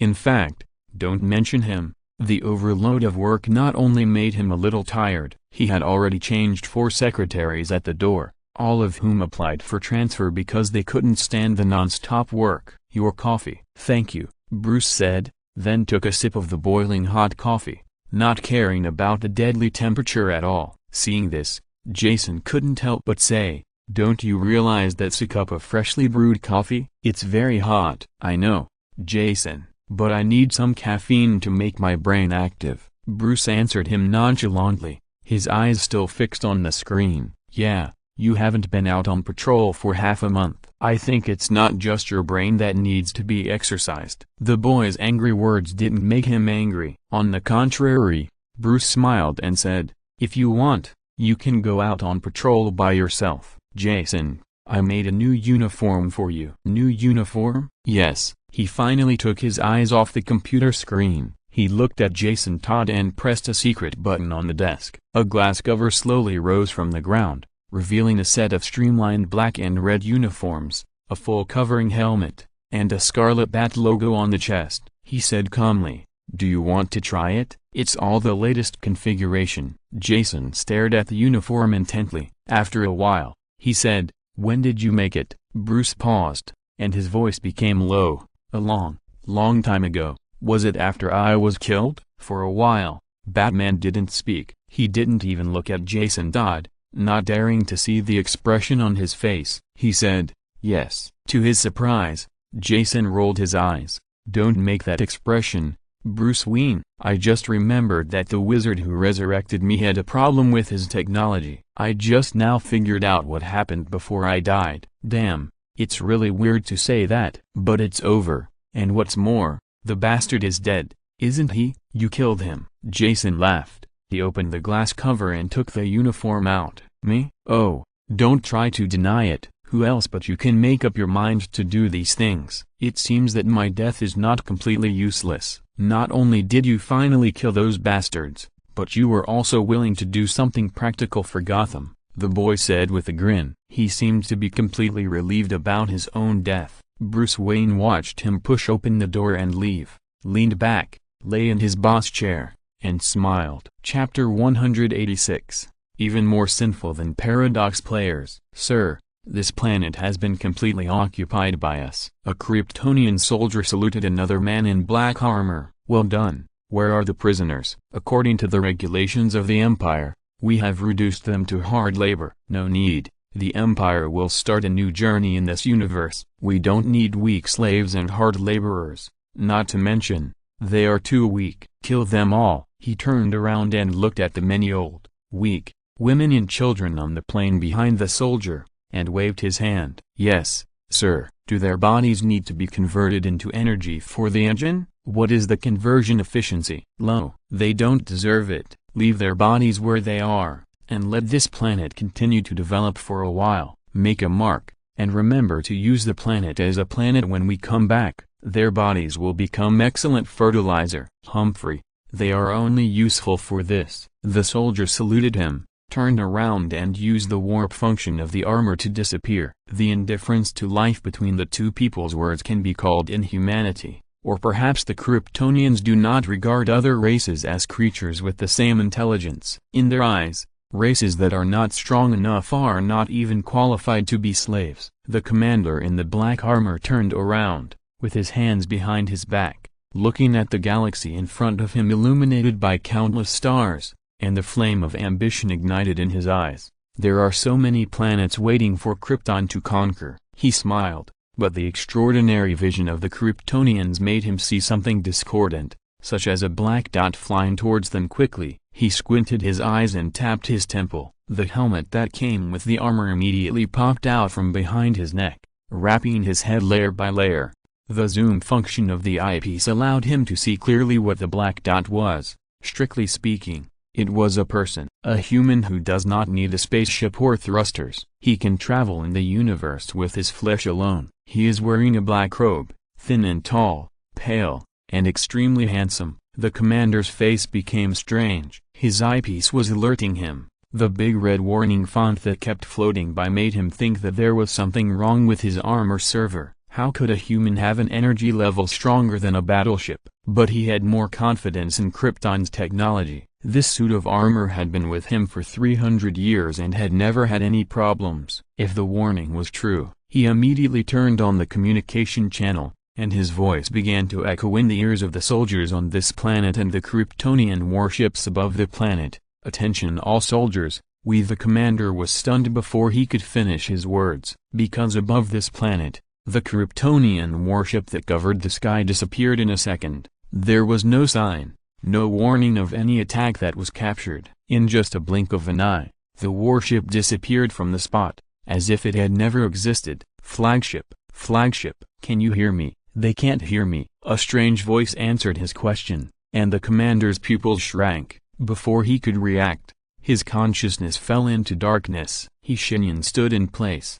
He walked past the commander who was standing there stiffly, and ignored him. He looked at the wreckage on the planet and sighed. Destruction is always easier than creation, and the Kryptonians are obviously good at it. Their physical fitness and technological level are extremely excellent. Often, they only need to send out a team of scouts to completely destroy the government of a planet with ordinary technological level. The rest of the things will be a matter of course after their warships arrive. The people on this planet are no longer saved, but fortunately there are still some people alive. As long as they are alive, there is still hope. His eyes lit up with a red light again. The Kryptonian soldiers who were originally escorting the civilians to be executed died in an instant. The civilians looked at the invaders who were standing still in doubt. The brave one stepped forward and kicked, and the upright armor fell to the ground, and blood flowed out of it. They took a closer look and found that there was no one inside. Is this a miracle? The death of these invaders and the disappearance of the warships above their heads made it difficult for them not to think about things in this direction. But Shenyan was not interested in jumping out and becoming a god of an alien race. He just repaired the environment of this planet and left. The efficiency of the Kryptonians made him feel outrageous. This group of invading demons had invaded hundreds of planets in just 1 week since they came to this universe. Every time they arrived at a planet, they would test the physical fitness of the races living on it. The stronger ones would be taken back to the warships as hard labor. Don't get me wrong. They were not asked to work. Instead, they were locked in the cabin and forced to devote their brains to use as wetware computers for the rest of their lives. This is also the reason why they need strong physical fitness. The Kryptonians will not waste their energy to transform weak races. The process is very direct. If you can survive, you can continue to live in pain for decades. If you can't survive, you will die on the spot. Those with inferior physical fitness will be used as fuel for warships. Those who are even weaker can only be used as fertilizer for the planet. Their planets will be marked, and the Kryptonians will sow plant seeds on them as agricultural planets. They will come back here to harvest after 100 years. What they plant is not crops used as food, but a special plant that can provide energy. As the plant grows, it will gradually drain the vitality of the planet. When the Kryptonians have harvested it, the planet will become a dead star, and the Kryptonians will leave it there. It must be said that their invasion policy is quite efficient. It is precisely because of this efficiency that the Master is getting more and more upset. He did kill a lot of aliens, and even directly destroyed 2 civilizations. But there are reasons for that, and he has never actively invaded any other planet. Whether it is him, Strange, or Ancient One, they all adhere to the principle of I will not offend others if they do not offend me. If the Kryptonians' means were just a simple invasion, it would be fine. They are obviously committing genocide under the banner of invasion. What they did is simply outrageous, and their theory that the strong survive is full of loopholes and ridiculous in the eyes of the master. You say that only the strong deserve to survive. Well, now I am here. The master flew at full speed in the universe with an expressionless face, and he no longer concealed his power. The huge magic power turned into a kind of deep echo in the universe. There is one more update coming soon. Chapter 187 Kratos and Sini. Die. Demon. A female Kryptonian soldier waved the giant energy axe in her hand, jumped up and rushed towards the wizard, and was swept by his magic in midair and turned into ashes. I am not a demon. In fact, if those demons are still alive and see you, they will probably transfer this title to you. He said this and put his hand on the wall of the corridor. So in the next second, this huge battleship like a planet suffered the same fate as the female Kryptonian soldier before, turned into ashes. Numbers have lost their meaning in front of him. The wizard is not keen on killing. In fact, he can even be regarded as a pacifist, but sometimes his methods are a bit rough. However, facing the Kryptonians who are like cosmic locusts, he becomes more and more unable to restrain his anger. On the other hand, Shenyan is also quite fortunate that he did not choose to let Clark come with him. Although he has not been with him for a long time, he can feel that Clark Kent is completely different from his fellows from other worlds. Yes, completely different. He continued to kill. After Kratos passed through the portal, he stood there motionless. The surrounding environment made him extremely sure that this was where the goddess was. Her habits had not changed, and it had been the same for tens of thousands of years. A white bird flew over and stood on his shoulder. It was not afraid of Kratos at all, and even pecked him gently with its beak. Kratos immediately understood. He lowered his head, and a voice slowly came from the lake in front of him. Long time no see, Kratos? Yes, goddess. Kratos knelt on one knee. He had never been so respectful, even when facing those gods, and he, even counted as one of them. But in his heart, the real god was only this goddess. Only she could be called a god. Has anything interesting happened since I left? I don't know, goddess. I haven't come into contact with humans for a long time since you left. So, what about you? How are you doing? Kratos didn't speak, and Sini sighed. At this time, she acted more like a mother than a god. She walked out of the lake, placed her hand on Kratos' right cheek, and a gentle breeze blew over. She said, "Are you still seeking death?" "Yes, goddess." Kratos replied quickly, without being silent for a while like before. "Life is precious, Kratos. I watched you grow up, but I couldn't interfere with your life. The tragedies in your life were my fault, and I wanted to make amends. That's why I saved you and gave you eternal life. But now it seems that you don't want this gift." The dead soul of Sparta raised his head. He was no longer young, and every wrinkle on his old face was tired. "It's not your fault, goddess. I know you were too busy to pay attention to me at that time. And my tragedy." He was silent for a while, and a trace of anger flashed in his eyes. "That has nothing to do with you. But if I were here, you wouldn't be treated like that. At least, they don't dare." "No, goddess, they dare. They regard themselves as equal to you. In their eyes, mortals are nothing. From ancient times to the present, I have seen countless gods, and there has never been one like you." Kratos became a little excited. Sini's fingers gently stroked his cheek, bringing a hint of coolness. The fairy in the lake withdrew her arm and said with pity, "What about you, Kratos? You are also one of the gods." "I'm not anymore." "Have you given up your throne?" Kratos did not answer. He changed the subject. "Your messenger, the wizard, asked me to do something." "What is it?" "To protect a child until she comes of age." "Are you willing?" "If you don't want to, I can refuse him for you." "No, goddess. How can you go out in person for such a small matter? Besides, I have already agreed." This time it was Sini's turn to be silent. She was wearing a white dress and the wreath on her head was purple and pink. "You don't have to be like this, Kratos. It's me who failed you, not you who failed me. When you needed me the most, I couldn't be with you. This is a mother's dereliction of duty. If I hadn't met him, you might have." She didn't continue. "Kratos, everything in the world has its destiny. Do you believe this?" "If that's what you said, I'm willing to believe it, no matter who said it." "Don't believe it." Sini suddenly smiled gently, and the next second, the smile turned into silence. Destiny is the biggest lie in the world. If those 3 cousins hadn't deceived me and let me leave you. She was almost gritting her teeth, and Kratos replied, they are dead, goddess. I killed them with my own hands. By the way, I haven't asked you yet. Your child, that Atreus? Kratos' facial lines became hard, and the mention of this name seemed to touch some switches. He widened his eyes and tried his best to suppress his emotions, so as not to lose his composure in front of Sini. After a long time, he exhaled.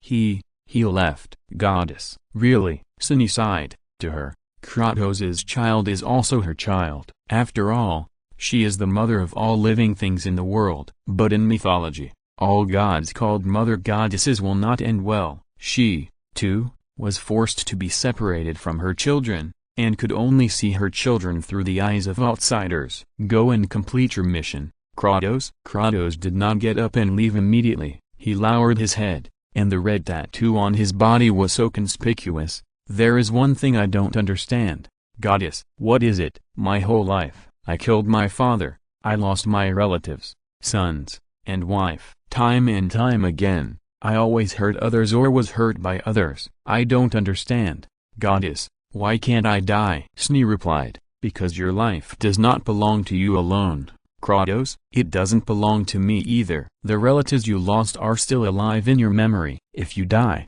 they will go with you, isn't it? The silent man stood up. Chapter 188, asked about the short-circuited steel skeleton. This place looks great, Clark. Lois Lane took Clark's hand and walked into the restaurant on the top floor of a building in Metropolis. The decoration here is very luxurious, but not too aggressive. It can make people feel the grade of this place, but not too luxurious. The waiter pointed the way for them, and the two walked to their seats. Located next to the floor-to-ceiling windows, the scenery is very good, just in time to see the scenery of the entire Metropolis, and take in all the scenery. How did you find this place? Lois leaned close to his ear and asked softly. A friend recommended it. If he comes to Metropolis on business, he will basically eat here. The two sat down, and Lois looked around again, smiled and asked, this place must have cost you a lot of money. It's actually okay. Clark adjusted his sitting posture and answered like this. It's really okay. After all, he didn't pay at all. A diamond bachelor far away in Gotham waved his hand and asked him to come to this restaurant for dinner, and also told him that this is his property under his name, so he can eat whatever he wants. His original words were, "You can eat here for a month without any problem." Lois suddenly said, "You really should have told me earlier." "What?" The reporter rolled her eyes. "Oh, Clark Kent, don't play dumb. You know what I mean." "I really don't know. What are you referring to?" "Very good, Mr. Kent, don't even think about getting into my bed tonight." About that," Clark said a little embarrassedly, "actually, I don't plan to go to your place tonight." Opposite him, Lois had narrowed her eyes. "Huh?" Clark looked around. He moved closer to Lois and whispered, "The Justice League has a meeting tonight. I have to go to the meeting."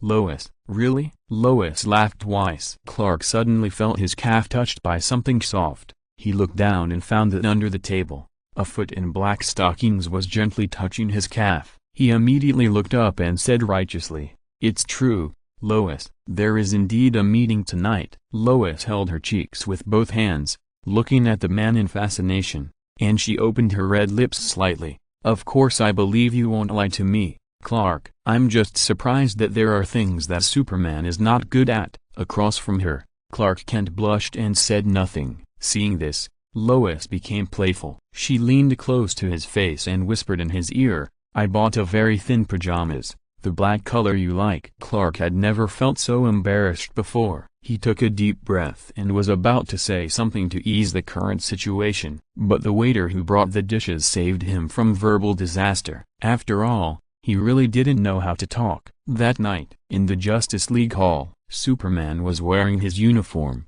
sitting in the main seat with a serious face. On the surface, he was thinking, but in fact, there was only Lois's words in his mind, which kept circling. Green Lantern, Hal Jordan is not on Earth at the moment, and he is not present at this meeting. The Flash is the last one to arrive as usual. It's funny to say that he is always late as the fastest man in the world. Martian Manhunter and Aquaman can't come because of something. As for Batman, he has missed 3 meetings. It's not quite right to say he was absent. He just used holographic projection to attend the meetings every time. So, there are only 3 people attending the meeting this time: Superman, Wonder Woman and Cyborg.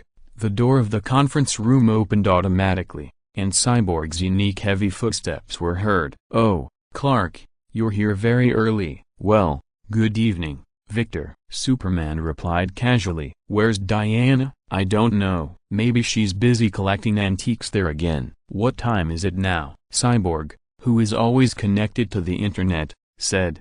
11:23 minutes and 57 seconds. "Okay, it's 11:24 now. Do you have to be accurate to the second every time?" Cyborg looked at him seriously.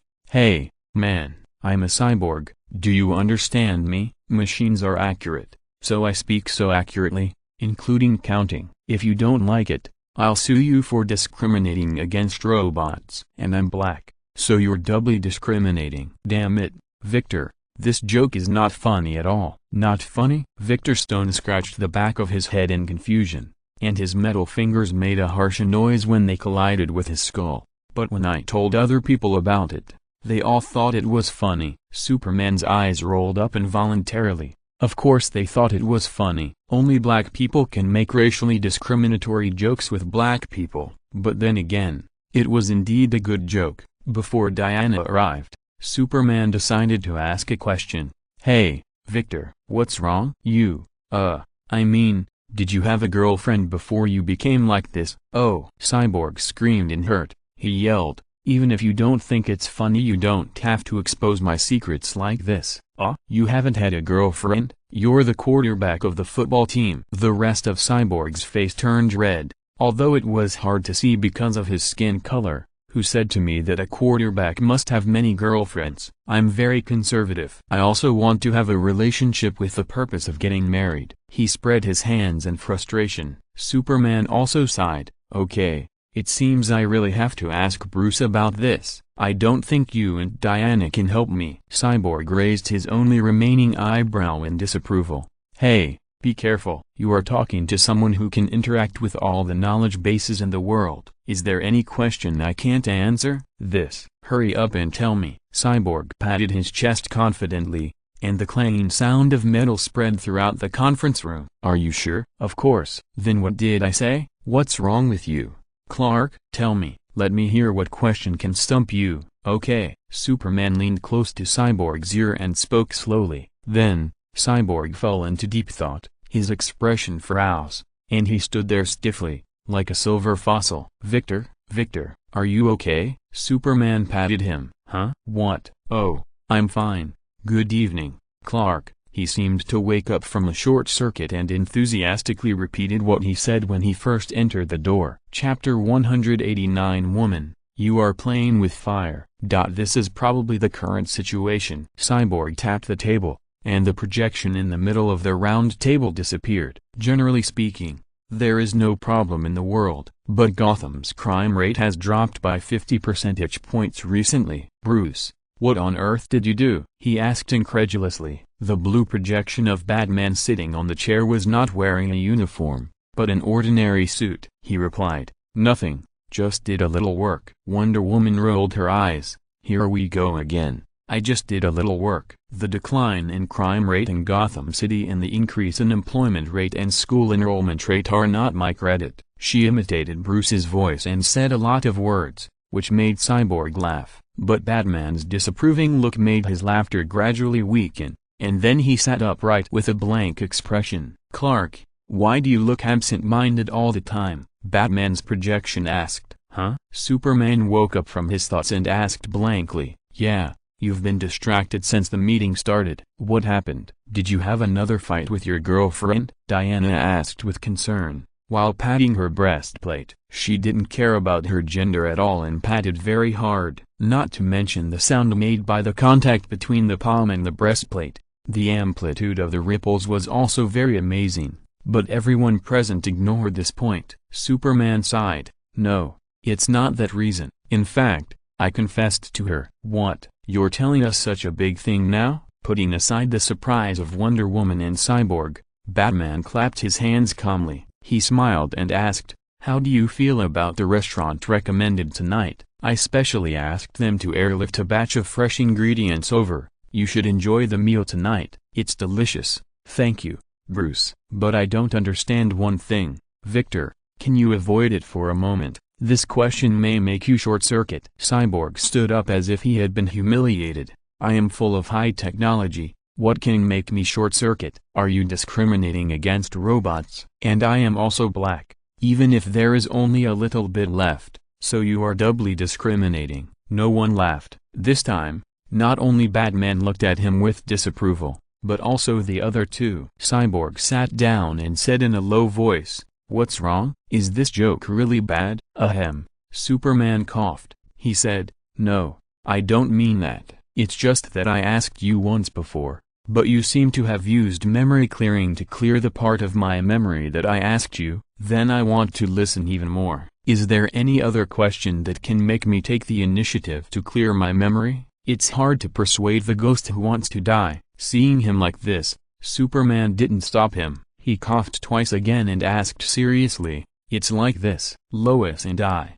Well, anyway, I sometimes use biological stance to seal my ability so that she won't get hurt, but I do this." Diana looked confused. "What, are you talking about a riddle? Why can't I understand a word?" Batman leaned back in his chair. A mysterious smile appeared on the corner of his mouth. Cyborg didn't move again. Superman took a deep breath, and he said what he wanted to say in one breath with the attitude of resolutely going to death when facing doomsday. "I find that I can't stand not using my ability. Lois can use up a whole box in one night." "A whole box of what?" Diana was even more confused. She looked at the stunned Cyborg for a while, and then at Batman, who seemed to see through everything. Then she looked at Superman, who was lying on the table because of this sentence, and almost slammed the table to ask him what the matter was. "Diana, it's better if you don't know about this." Batman smiled, then coughed, trying to make his expression serious. It must be said that even without a helmet,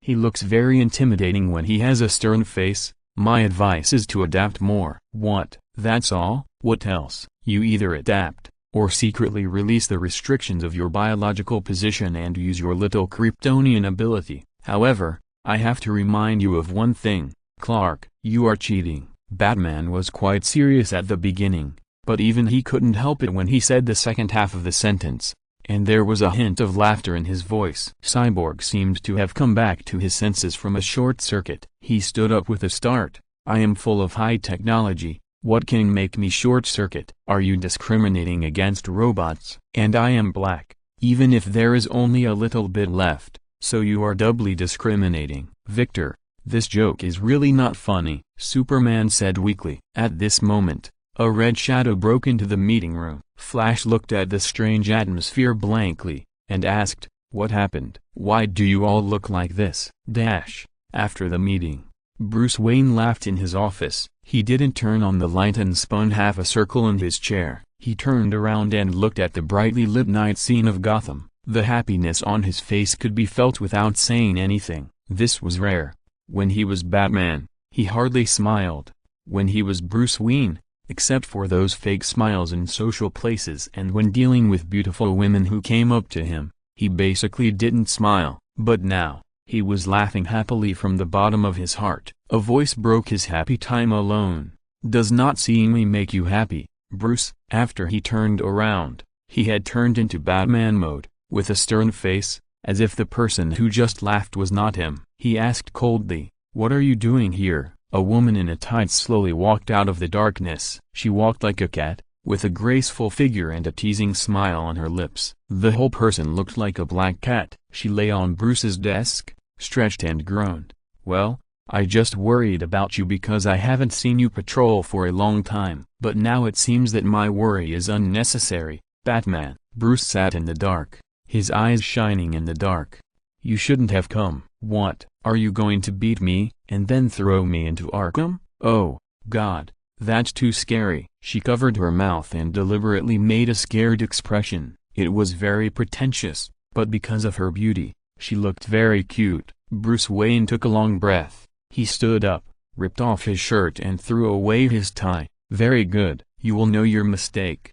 I touched it during the day today. I had a good time playing Apex. Confession, I am guilty. The update will be late today. I am still coding. If you are listening to this novel on a channel other than Fanfic World, it means they downloaded and uploaded it without effort. We cordially invite you to visit our channel, Mundo Fanfic Novelist. There you'll find the original version of this story and you can explore many other novels of various genres. We are waiting for you to immerse yourself in a world of incredible novels. Chapter 190. Harley Quinn. The morning news host on TV was smiling and telling everyone how great the changes in Gotham were, but the woman in the room didn't seem to care about these issues at all. The beer bottles scattered on the ground and the garbage everywhere told of her decadent life. The unpleasant smell filled the whole room, especially when she lit a lady's cigarette. She tried to take a puff and found that she still couldn't learn to smoke.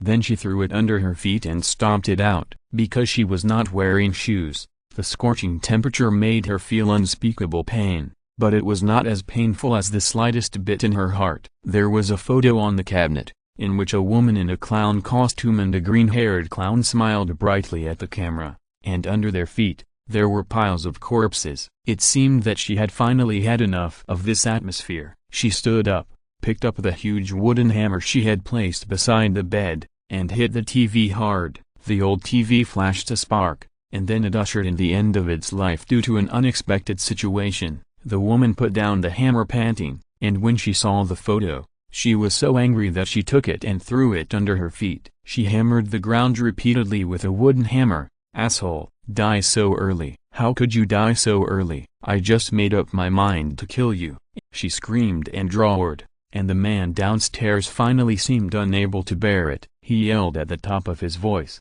"Are you crazy, bitch? It's 2 o'clock in the morning. My child has to go to school tomorrow morning. If you make any more noise, I will come up with a gun and shoot you." The woman was not afraid at all. She yelled back, "Come on." The man who was shouting was enraged, and his heavy footsteps were heard on the stairs. The woman opened the door and held a hammer. She saw a man in a sweatshirt and a pistol in his hand standing in the stairwell. He was originally full of anger, but his face suddenly changed after seeing the woman. Not only did he put the gun behind him, but even his tone became humble. "I didn't know it was you, Big Sister Harley. I'm sorry, please continue." He wanted to leave, but was stopped by the expressionless woman. She asked, "What did you just say?"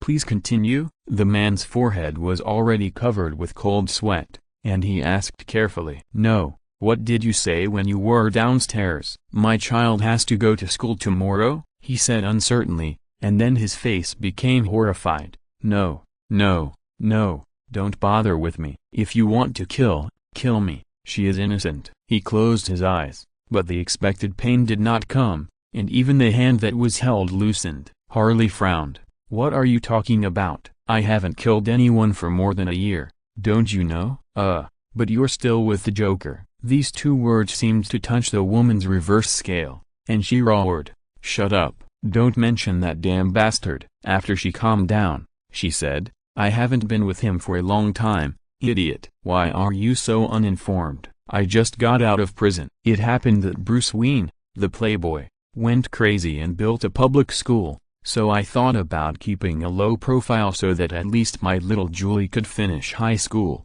The man rubbed his hands. He was only wearing a sweatshirt and could not resist the temperature of Gotham at night. "What, you don't even know this?" The man looked at her, and the expression on his face was indescribable. "Who is uninformed? Come in." Harley pulled him in. The man was worried at first, but then he thought that this crazy woman wanted to kill him a long time ago. He calmed down, but the bad environment in the room made him feel sick. The unfinished takeout was infested with worms but was not thrown away. Some of the beer bottles were filled with suspicious liquids. Judging from the pungent smell, they were definitely not the original ones. Dirty clothes and underwear were scattered all over the floor. There were even 6 bullet holes on the mattress thrown casually in the living room. What was even more exaggerated was that there was half a pizza stuck on the ceiling.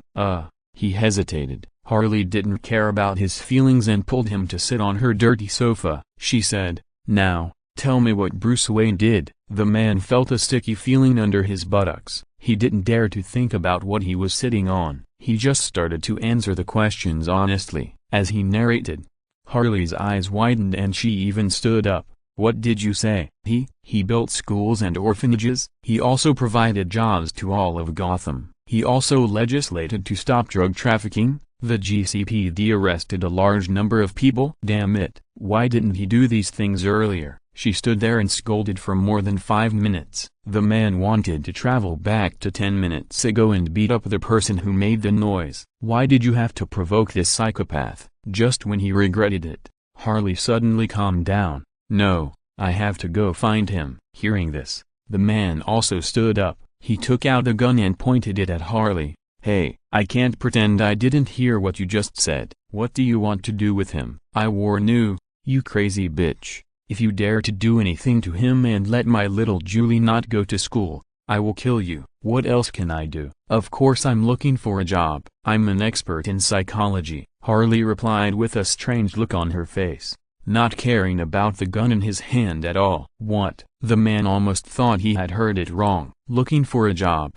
you idiot." "Am I going to kill him? I'm not really a psychopath." Harley rolled her eyes and began to mutter, "It's all the fault of the green-haired idiot. I wasted my youth and lost my job to follow him, but he has no interest in me at all. He chases that bastard bat all day long. I even have to buy toys to meet my physical needs." The man chose to pretend that he was deaf to this sentence. He put down the gun and asked carefully, "Then can I go back?" "Sister Harley, get out of here. By the way, if I find you hanging out with those bastards on the street again, you can wait for me to report you to the GCPD." They should still have a reward for informants now, Harley thought, and waved her hand to let him leave quickly. The man left as if he hated himself for not having 4 legs. Harley sat in her room. She sighed and went to the bathroom. Looking at the woman reflected in the dirty mirror, with messy blonde hair and smudged makeup, she really looked like a lunatic. She took out a stack of banknotes placed in the compartment above the mirror, thought for a while, and decided to buy a suit tomorrow and go to Wayne Enterprises for an interview. There are 2 more updates. Chapter 191, Going to Work with a Gun. Harley walked into Wayne Building in a well-fitting suit. She wore a pair of gold-rimmed glasses that she got from nowhere, and her blonde hair was cut into a neat short hair. Her makeup was not as exaggerated as before, but a light makeup that made her look very capable. She walked to the front desk and politely took out the gun. "Hello, I'm here for an interview." The lady sitting inside looked at the black muzzle of the gun and didn't even have the courage to press the button to call the guard. You, Harley frowned, pushed her glasses, and continued to maintain her cold and professional tone. "I'm here for an interview." The lady at the front desk looked like she was about to cry. At this moment, a hand stretched out from the side and took the gun from Harley's hand in a flash. Bruce Wayne suddenly appeared and said, "I'll take care of this. You go have a cup of coffee to calm yourself down."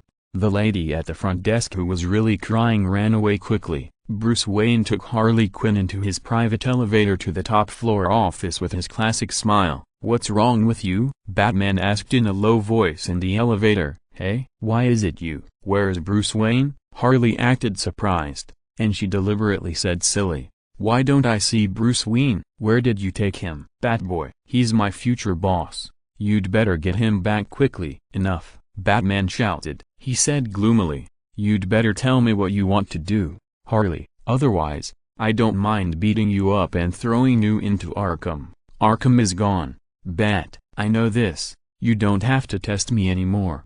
Harley's expression became calm. "If I'm not mistaken, everyone inside is dead, right?" "Yes, your old lover is also on the death list." "How do you feel?" Batman answered without giving in. Harley seemed to be deflated suddenly. She said angrily, "You are such a boring person, Bat. I have known your identity for a long time, but I have never told anyone. As a result, I came to your company for an interview, but you didn't give me face at all." "Is it great to be rich?" Batman's eyes twitched. He took a deep breath and reminded himself to be patient. After all, Harley was a psychopath. He said, "Listen, Even if you really come for an interview, you can't point a gun at the front desk. She is innocent. I don't want to shoot. What if it goes off accidentally? There is no bullet in the gun. Harley's indifferent attitude made Batman's head hurt even more. The elevator door opened, and he took Harley to his desk and sat down. He said, "Okay, I will treat you as an interview. Come on, tell me." "What?" Harley blinked her eyes, looking innocent. "You have to introduce yourself in an interview. Don't you know?" "I don't know. I was hired directly after graduating from college for my last job. Otherwise, who do you think would be willing to be a psychiatrist in Arkham Asylum? I'm not mentally ill." Batman looked like he was about to reach his limit of patience, and Harley realized this, and her expression became serious. "I know you don't believe me, Batboy, but I do want to start over. After I wasted so much time on him, I realized one thing. I was a fool to want to fully understand him. No one can fully understand his mental state unless you are like him. You see, he has a self-consistent worldview and outlook on life. He firmly believes that chaos is the master of everything, and he is happy to let everyone know this. His actions have undoubtedly brought a lot of pain to the city.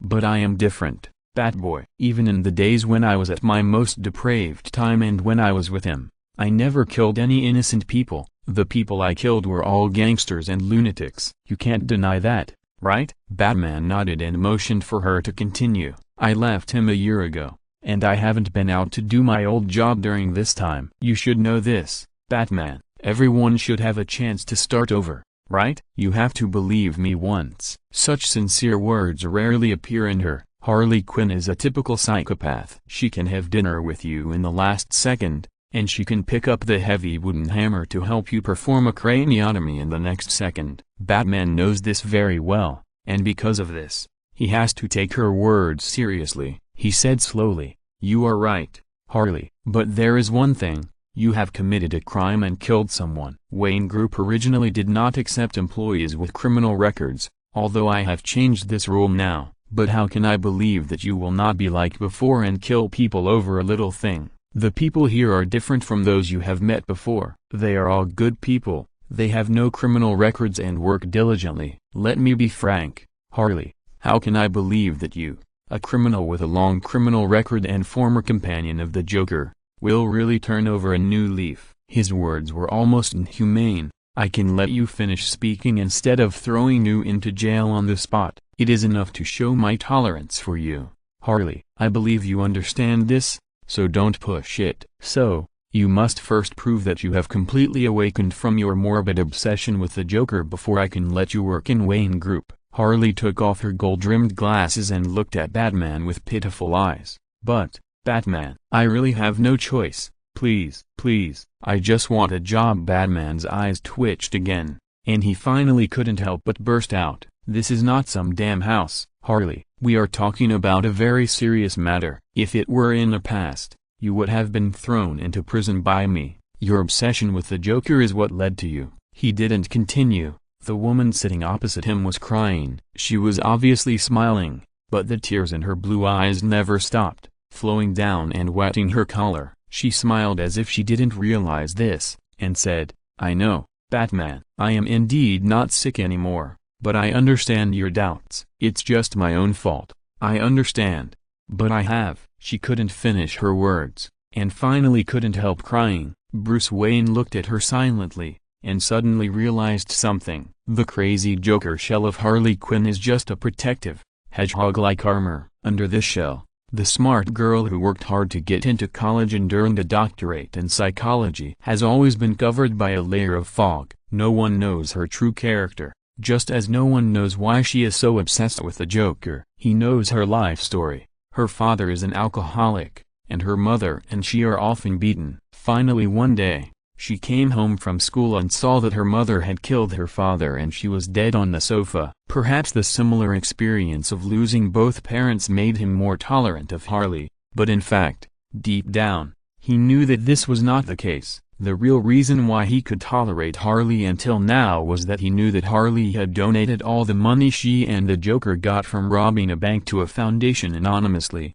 and that Harley had gone to the streets to distribute food to the poor on Halloween. But, if a person is wrapped in a shell, Even the soft body inside the shell gradually becomes the shape of the shell. How can he believe that Harley will really change her ways? Chapter 192 Batman the Sorcerer Supreme. What did you do, Bruce? The wizard's voice of disgust sounded in the office. He didn't know when he appeared, and even with Batman's observation ability, he didn't notice how he came here quietly. This is none of your business. Batman made a gesture and said in a deep voice. But the wizard didn't give him any face at all. He said bluntly, I am not your employee, Bruce Wayne. In fact, have you forgotten that I am the one who woke you up and made you wake up from the house-like cross-dressing game? What? You made him stop being Batman? Harley stopped crying and looked at the wizard in shock.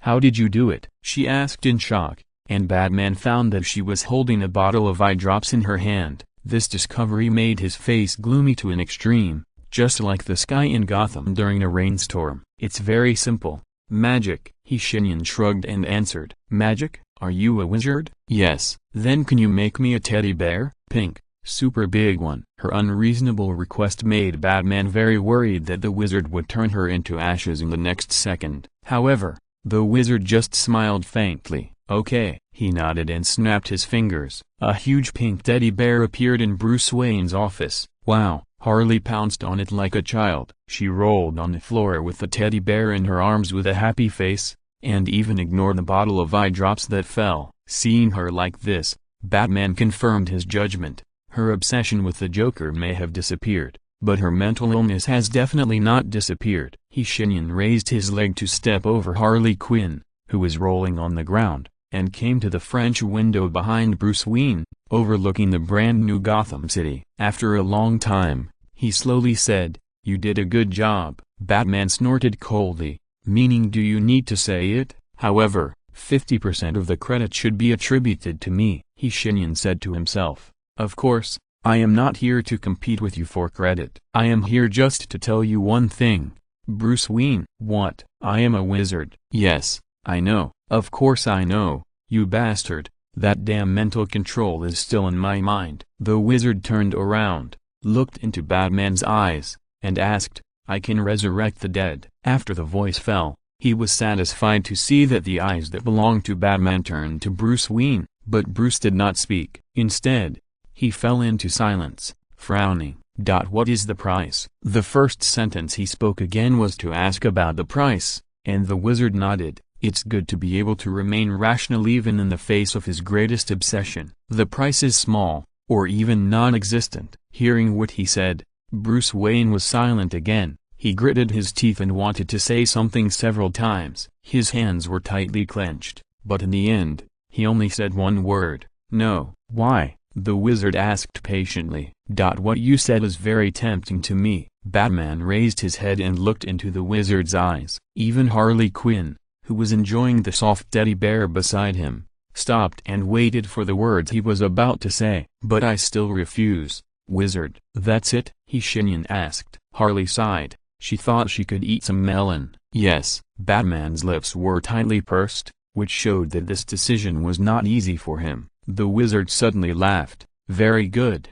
You passed the first test, Bruce Wayne. Even in the face of such temptation, you still maintain your principles. I admire you very much. What do you want to say? Look, Bruce, I am not from this universe. The wizard turned around and looked at the people and traffic below. The city was rejuvenated with a second vitality. His voice sounded very happy. I have never concealed this matter. You should know that, right? Shenyan raised his right hand in front of him. A ball of illusory flame appeared out of thin air. He said faintly, in my world, there is such a position, or responsibility. Call it what you want. He turned around and looked into Batman's eyes. Sorcerer Supreme. That's the name of the position. Don't be blinded by the word supreme. This is a responsibility and a bondage. When a wizard is confirmed to be qualified to become the Sorcerer Supreme, he will not only get the right to lead the sanctuary of the Holy of Holies, but also countless responsibilities. We have to fight against demons and angels, fight against cultists,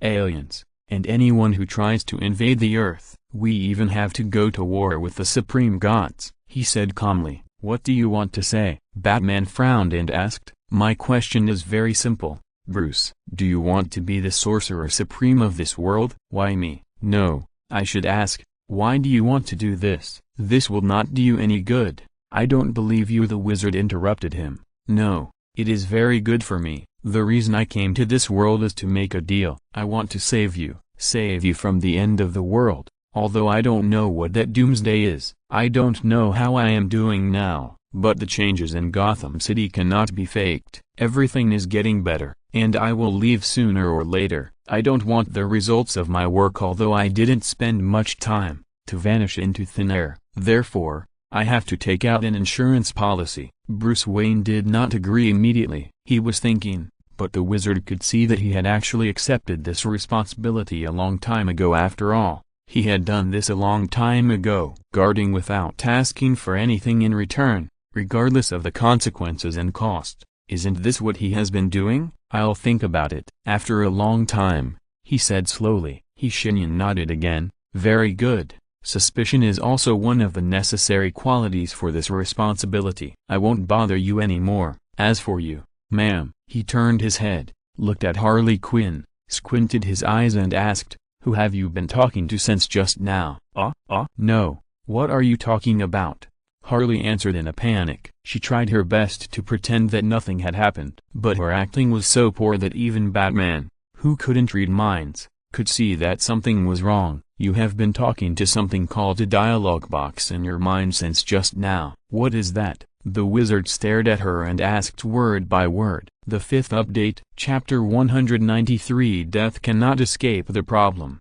Harley's acting was poor. This was the consensus reached by Batman and Shenyan. In fact, it can no longer be described as poor. She looked flustered and at a loss, holding the huge pink teddy bear in her arms. It seemed that she wanted to put herself in it. She stuttered and replied, "Dialogue box, what is that? I don't know what you are talking about." The wizard looked directly into her eyes. For a moment, Batman thought that he would use mental control on Harley like he did on himself, or just simply look through her memories. But he didn't. On the contrary, there seemed to be some other emotions in his eyes. Was it pity? Batman couldn't tell, but he was very clear about another thing. Shenyan slowly said to Harley, "You are lying." "How do you know I'm lying? Are you and I in the same profession?" "Hey, wizard, you only know two tricks. Psychology is not something that everyone can touch." Harley refuted him loudly, and Batman saw at a glance the guilty conscience hidden behind her face that she was pretending to be nothing. She was indeed lying. "I can read minds," the wizard replied lightly.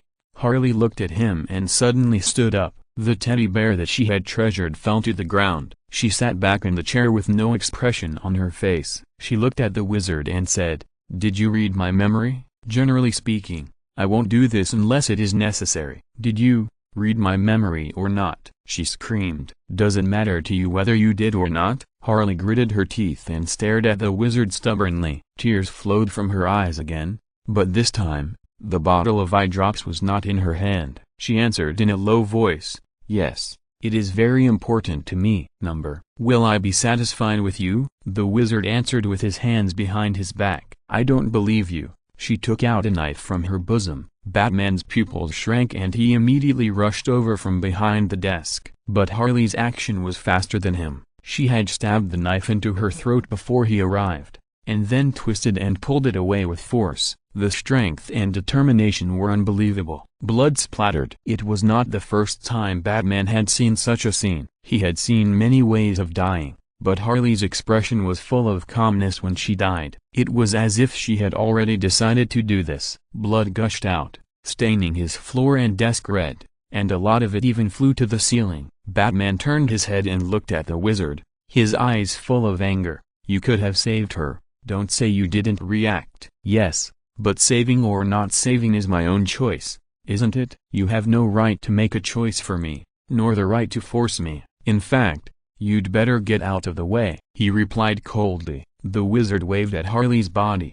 and her still warm body floated up and flew towards him. Shenyan clasped his hands together, and the magic dyed his hands black. He hadn't used this spell for a long time, but it was too easy to resurrect a mortal. A black light flashed by, and Harley opened her eyes. She took a deep breath of air and sat up. with confusion in her eyes. Shenyan put her on Batman's desk. Harley raised her hands. She looked at her palms in confusion and said, "What's wrong with me?" The wizard lost his patience and did not answer this question. Instead, he took a step forward, put his right index finger and middle finger together, and tapped Harley's forehead.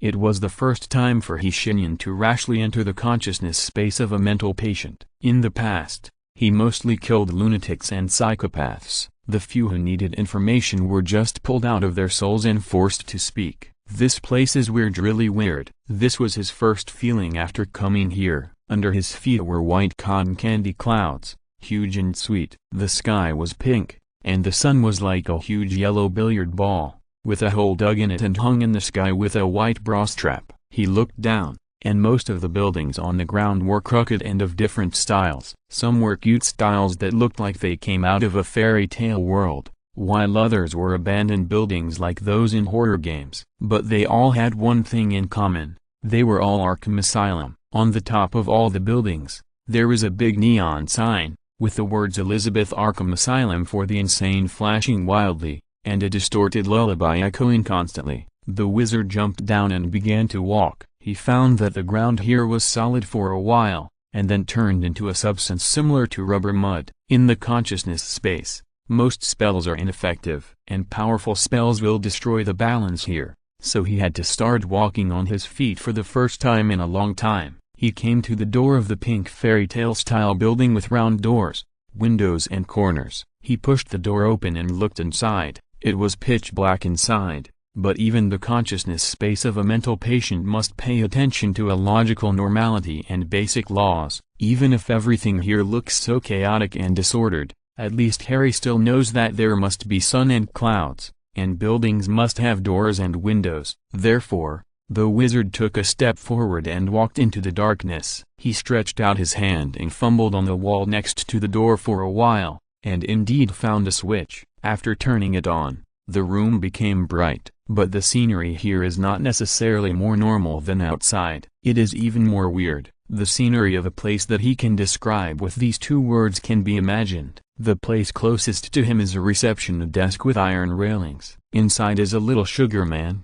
chubby and round, with blush on his face, but it has no eyes. After the wizard turned on the light, it looked over. Its O-shaped mouth opened and closed, and asked in a shrill voice, "Are you here for a visit or an interview?" "Oh, wait." It suddenly lowered its head and looked at a piece of paper in front of it, which was blank. Then it raised its head and looked at the wizard, even holding up the paper to compare carefully. "Yes, yes. Hey, why didn't you say you were here to work earlier?" After entering, turn right. The second room is your office, and things have been prepared for you inside. Good luck on your first day at work. Our previous doctor went crazy 3 days ago. Let's see how long you can hold on," the cute little sugar man said weakly, and then waved his hand, signaling the wizard to go in quickly. Chapter 194 Harley and Quinzel. I'm starting to find it interesting. Shenyan didn't know whether his mentality was right or wrong, but it was all really interesting.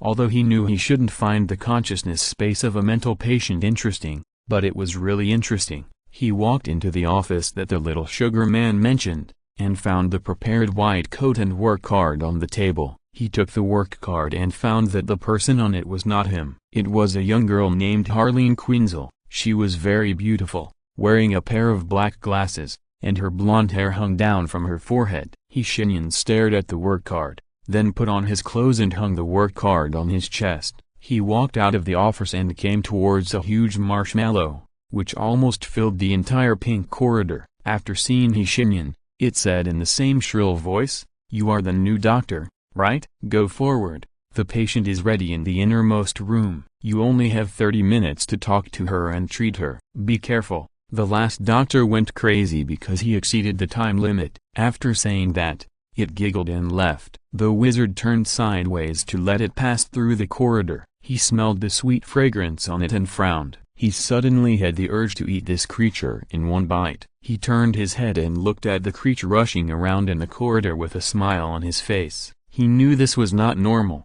but for now, he could still hold on. Entering the consciousness space of others would be dangerous. Fortunately, His soul strength was very high, and he might not be assimilated even if he stayed here for thousands of years. He walked through the long corridor. The light above his head was not a white fluorescent lamp, it was a laser light ball. The colorful light made this place look like a nightclub. The corridor was quiet, with only his footsteps. Soon, he arrived at the room at the end of the corridor. Standing outside the door was a gingerbread man. He had a long nose, wore a police uniform, and held an electric baton in his hand. But the strange thing was that he was wearing a pair of black high heels and fishnet stockings. "Let me see, Dr. Quinzel." "That's right." "Okay, go in. Remember, only 30 minutes. It leaned in and carefully looked at the work card on the mage's chest, then opened the door and let him in. The room was very dim and simply furnished,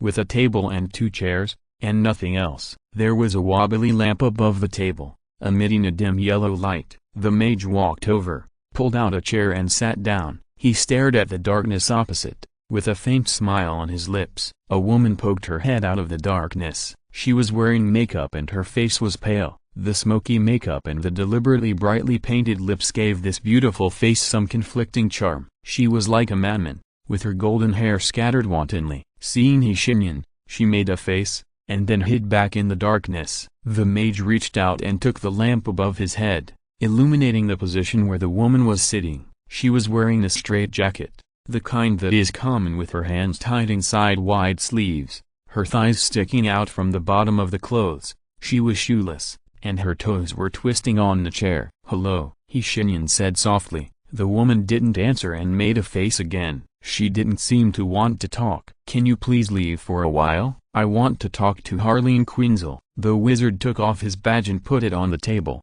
still whispering. The woman spoke. Her voice was unexpectedly nice, very soft and crisp. "She's not here. You're in the wrong place." "Really? Then where should I find her?" "I don't know, but it's definitely not here." This sentence seemed to touch a switch in her again, and the woman laughed. Shenyan stared at her pale face and her eyes that were obviously smiling but seemed emotionless. He said, "Why are you here?" "Because she needs me," the woman replied. "Who?"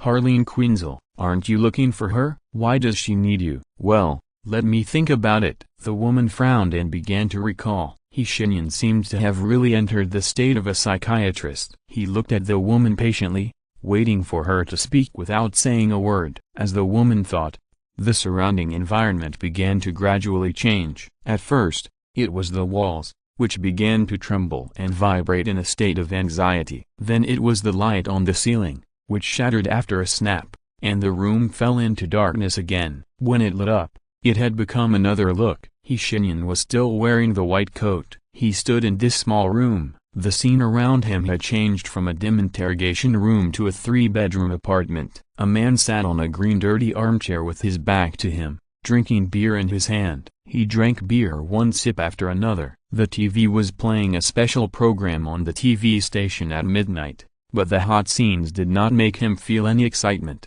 The man stood up unsatisfied, smacked his lips, and threw down the beer bottle in his hand. A loud bang was particularly harsh in the night. He walked to the door of the refrigerator in his slippers and wanted to take out another bottle of beer, but it was empty. The man's face became distorted by this discovery. He walked into the house and kicked open a door. Screams and cries came from inside. After a while, he dragged a woman who was beaten to death by her hair. She struggled painfully, trying to let the man let her go, but all he got was a harder punch. The man punched her in the face hard, making the woman's nose bleed. Faced with such a scene, he smiled happily on his drunken face, with saliva dripping from his yellow teeth. He excitedly untied his belt and whipped the woman again and again. The more painful she was, the more excited he was. In the end, only the woman's weak voice was left. She was beaten like a piece of rotten meat and lay motionless on the ground. The man gasped, fell to the ground, and then lay on the woman. Shenyan looked at him and looked away. He knew that all this was just an image of the past, but he still couldn't help but feel angry about it. He walked into the room. The quilt was pulled to the ground. A little girl was holding a pillow in her arms, huddled in a dirty corner of the room in fear. Outside came the sound of a woman crying and screaming, as well as the man's laughter and his voice scolding the woman. All this made her even more scared. At this moment, A pair of pale arms stretched out from behind the wall. The woman who had been seen in the interrogation room before walked out of the wall. She gently picked up the girl and sang a lullaby to her. The sound from outside the door could not cover her singing. The girl gradually fell asleep. She looked at the mage and whispered, "Why do you think she needs me?" The mage did not answer, and the scene changed again. Chapter 195 The Joker's Theory. The most important thing is to have empathy for the patients. They are normal people just like us. There are just some differences. I am against calling them crazy. They are just sick. We are doctors. On the podium, the teacher was talking. Shenyan appeared in a classroom. He looked around and saw that the seats were full, but except for one girl, everyone's face was blurry. The blonde girl sat in a corner of the classroom. She was wearing loose and ill-fitting clothes, all black, and even her blonde hair was stuffed into her hat. She seemed to want to disappear from this world, trying not to attract any attention. She was taking notes. Very quickly, she wrote down every word the teacher said. The scene changed again. She graduated, walked out of the school with her things, and stood on the street confused. Staying at home, a phone call changed her fate. It was an employment notice from the school. Her grades were too excellent, so she was recommended to do an internship at Arkham Asylum. The salary was not cheap, and for her, there was no other choice. Therefore, Harleen Quinzel, who completed her doctorate at the age of 22, entered Arkham Asylum as a psychiatrist. Shenyan saw her walking through the dim corridors of Arkham in a white coat. The prisoners in the cells would deliberately whistle when they saw her passing by, and even say some obscene and disgusting words. Not only did the guards not stop her, but they also cast disgusting looks at Harleen with them. She had no choice but to hold the documents in her arms tightly, walking faster and faster until she reached the innermost end of the corridor and pushed open the door. A man with green hair and pale skin sat in the dark, staring at her. At the first glance, her heart started pounding. His pupils were just a small dot, with nothing in them, only a void. He sat there calmly, and seemed indifferent even though Harleen had pulled out a chair and sat opposite him. Harleen couldn't guess what he was thinking about, and the so-called psychological skills were useless. She could only tell from his expression that he was thinking about something now. He was clearly looking at Harleen, but the girl had a hunch that he was not looking at her, but at something else, something dangerous, deadly, yet attractive. "Hello, I'm your attending physician, Harleen Quinzel." "Mr. Clown, are you listening?" Harleen swallowed her saliva and asked nervously. The man nodded expressionlessly. "Okay. I'm going to ask you a few questions, and you can choose to answer them. If you feel uncomfortable, tell me immediately, okay?" She tried to tell him those things according to the rules and regulations, but the man suddenly smiled. His face was terrifying. Harleen realized at this time that he was not pale because of makeup. Instead, it seemed that he was born like this. The pale color seemed to absorb all the light around him. He wiped his green hair and laughed. "Uncomfortable? What is discomfort?" "Doctor, I don't understand what you mean," he asked politely, and his voice was not as crazy as Harleen thought, but chose a degree between elegance and screaming. It sounded like the noise of a dying person and a poet whispering in your ear. "If my questions offend you, or you don't want to answer, you can tell me." She changed her words, which made the man laugh even more happily. "You are such a humorous girl, aren't you?" "Doctor, you see, I am the most dangerous criminal here, and you come to me and tell me that if I feel offended, I can tell you." "Ha!" He laughed sharply. "The bat who locked me up wanted to beat me to death. I stayed in bed for 4 months before I recovered. Look." He pointed to his right cheek, where there was a sunken area. He said, "This is his gift to me." "What a good man, isn't he? I was punched and lost 3 teeth. What a strong man. Ha ha ha ha ha ha ha." He covered his face and laughed again. For some reason, Harleen laughed with him. The man suddenly put down his hand, his smile disappeared, and he became expressionless again. "Let's get started, doctor." Harleen was a little uncomfortable with his rapid transformation, but she still forced herself to adapt to the identity of a doctor. She asked, "Have you felt a strong desire to hurt others recently?" The man stared at her. "What kind do you mean?" Without waiting for Harleen to answer, he continued, "Doctor, I want to hurt others every day, every moment, every minute. even now when I am talking to you. But the question is, how do you define which kind? You see, there are many ways to hurt others. For example, if I want to hurt the police officer at the door, I will give a message to my men outside, let them tie up his family and then tie him up, then kill his family in front of him. But where's the fun in doing this? Harlan was not shocked by the terrible scene he described. She asked calmly, "Fun? Do you mean you can get pleasure from hurting others?" The man said patiently, "No, no, no, my good doctor, you misunderstood me. Uncle Joker is not such a shallow person. What's the point of hurting others? Hurting the world is interesting. Yes, I can commit 100 horrific and terrible cases, and I can let a dark cloud always cover the sky of Gotham, but that is not my ultimate goal." He raised his right hand and held up 2 fingers. People usually think that there are 2 forms of injury, physical and mental, but I think there is a third form. He held up the 3rd finger. If you are physically injured, you will bleed and break bones. You will be in pain all the time. If you are mentally injured, you will be depressed and rely on drugs to get through every bad night. But there is a third form. He pointed to his face and laughed wildly. "Look at me, doctor, look at me. I am the third form. I am always bleeding and injured, but I am also always mentally hit. Double happiness. Doctor, this is the third form. There is a limit to the pain a human can endure, but me." His smile disappeared abruptly, and he became expressionless again. "I can release them." Chapter 196 Dialogue Box and Whisper. "Are you sure you really want to be like me?" The Joker held a stun gun in his hand and asked. Harleen was lying on the cold operating table, nodding her head frantically. Seeing this, the Joker imitated the loud voice of the narrator on the stage and said, "Okay, ladies and gentlemen, the new Harleen Quinzel is coming. I will call her Harley Quinn. Stay tuned." After that, he activated the stun gun in his hand that had been specially released from the high voltage limit and pressed it on Harleen's body. Pain. The first thing that came was pain.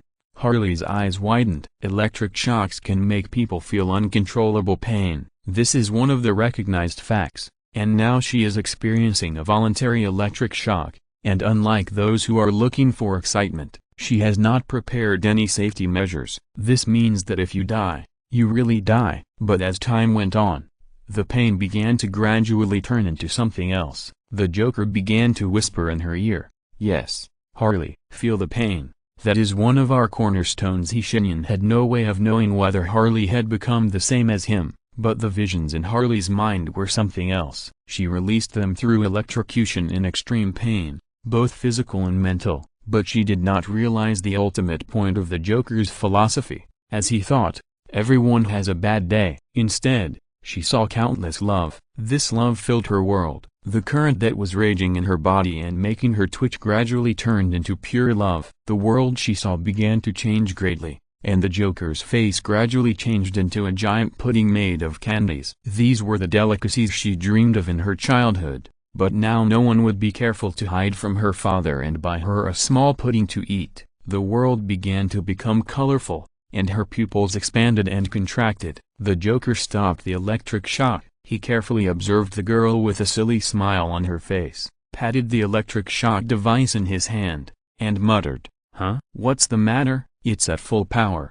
Why hasn't this idiot died yet?" "Forget it." He shrugged, with a crazy smile on his face again, threw the electric shock device aside, and walked out of the room. Harley was left alone in pain, thinking about what she had just seen. That world was so illusory, but so beautiful. After a long time, she climbed up. She picked up the electric shock device thrown away by the Joker. She turned on the switch and pressed it on herself. She wanted to see that world again, to escape this cold and malicious place. Even death was not a problem. Shenyan stood aside. He watched the whole process of the girl becoming Harley Quinn step by step in silence. Escape is people's first choice. When facing danger and pain, few people will face them directly. This is a choice in our genes. People who don't know how to escape when facing danger have long been eliminated by those dangerous beasts in history, just like people who are afraid of snakes. Their ancestors must have been bitten by snakes. This fear even passed through countless years and came to the descendants. But Harley's situation was not that simple. She first escaped, She left the Gotham neighborhood where she grew up through her own efforts. This is the first. She no longer went back to worship her parents. This is the second. Most importantly, she abandoned her original name, but she also resisted, although she chose to hurt her own life. The wizard was not interested in knowing what the world in her eyes looked like, but he was very interested in the dialogue box. When he came to Bruce's office, he found that Harley had been talking to a voice in her heart. He knew what Harley did in the past. In fact, if she was still in Arkham at that time, the wizard would not mind killing her. But she was not there, and now she looked like she was going to reform. Shenyan simply listened to her heart with curiosity. There were millions of different voices talking and whispering in her heart. They were men and women, old and young, all different. The wizard even found that they were all speaking different words. But Harley had been talking to something called a dialogue box. When the wizard arrived,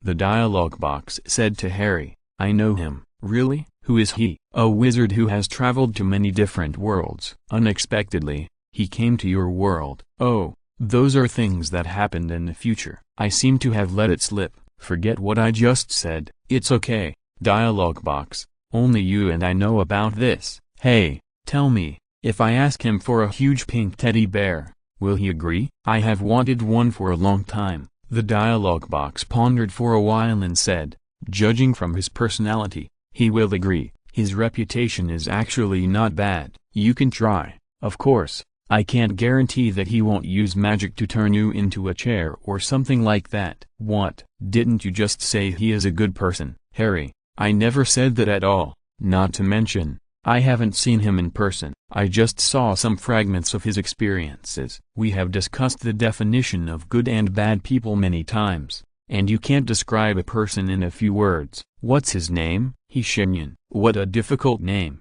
"Don't give me that. Didn't you learn Chinese a long time ago?" "Yes, but that doesn't stop me from finding it awkward. Just like I know your existence is suspicious, but I can still be friends with you."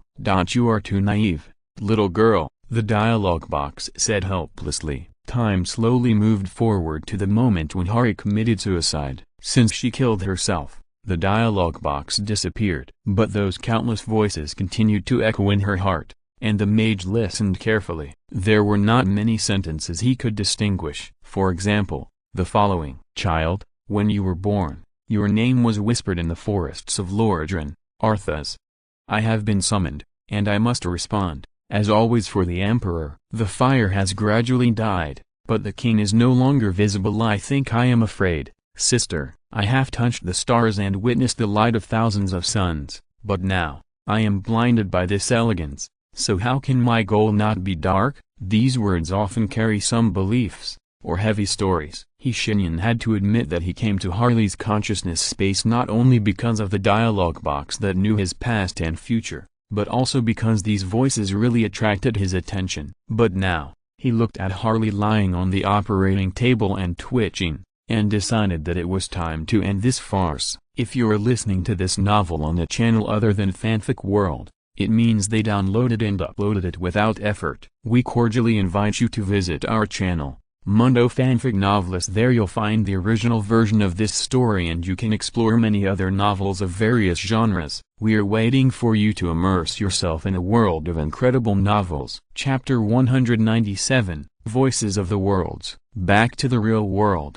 Shenyan opened his eyes and saw Batman standing by, looking at him with his arms folded, his eyes full of distrust. "It's no use looking at me like that, Bruce. Instead of looking at what I'm doing, you might as well do something." The wizard pointed at the door, and Batman found that his body began to walk out of the door spontaneously. He gritted his teeth and wanted to resist this influence, but there was nothing he could do. He could only turn around and yell at him, "You better."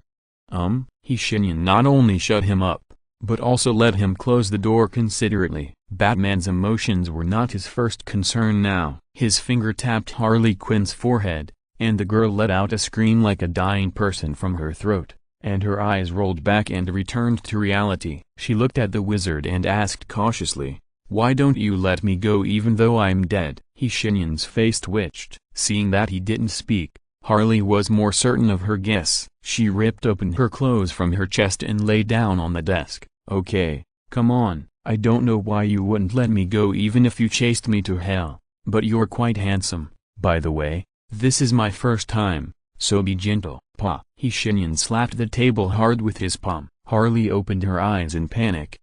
Do you like this kind of tune? It's not impossible. But can you hit me gently? Enough. The wizard took a deep breath and opened his eyes. He said calmly, "You are not dead, Harley Quinn. I resurrected you. In fact, you should know what I just did to you." Harley pouted and put on her clothes. She answered reluctantly, "Yes, yes." "How can you just run into someone's mind and run rampant? It's so rude. You should at least tell me, at least get my permission before doing this." "You definitely don't have a girlfriend, you bastard with negative emotional intelligence." He took a deep breath again, forcing himself to ignore Harley's chattering, and Shenyan said calmly, "Where do those voices in your head come from, huh?" Harley blinked. "What are you talking about?" "What voices?" "I don't know what you are talking about. Don't play dumb, Harley Quinzel. My patience is limited, and you'd better not try to challenge my bottom line, otherwise, are you going to do something very bad to me?" She got excited and even jumped off the desk and hugged the wizard like a koala. The mental tentacles lifted her into the air, and the wizard wiped the lip marks left on his face expressionlessly. He confirmed one thing again: Harley Quinn is really a fucking psychopath. He sighed. "Okay, since you won't take any soft or hard tactics, hard tactics are fine. Don't interrupt me." Shenyan couldn't help but chuckle. Harley shut up obediently and looked at him with pitiful eyes. "Your past experience cannot be a reason for you to do evil in the future, although from your perspective, you may have beaten some candy people." "Harley, I sympathize with your past experience.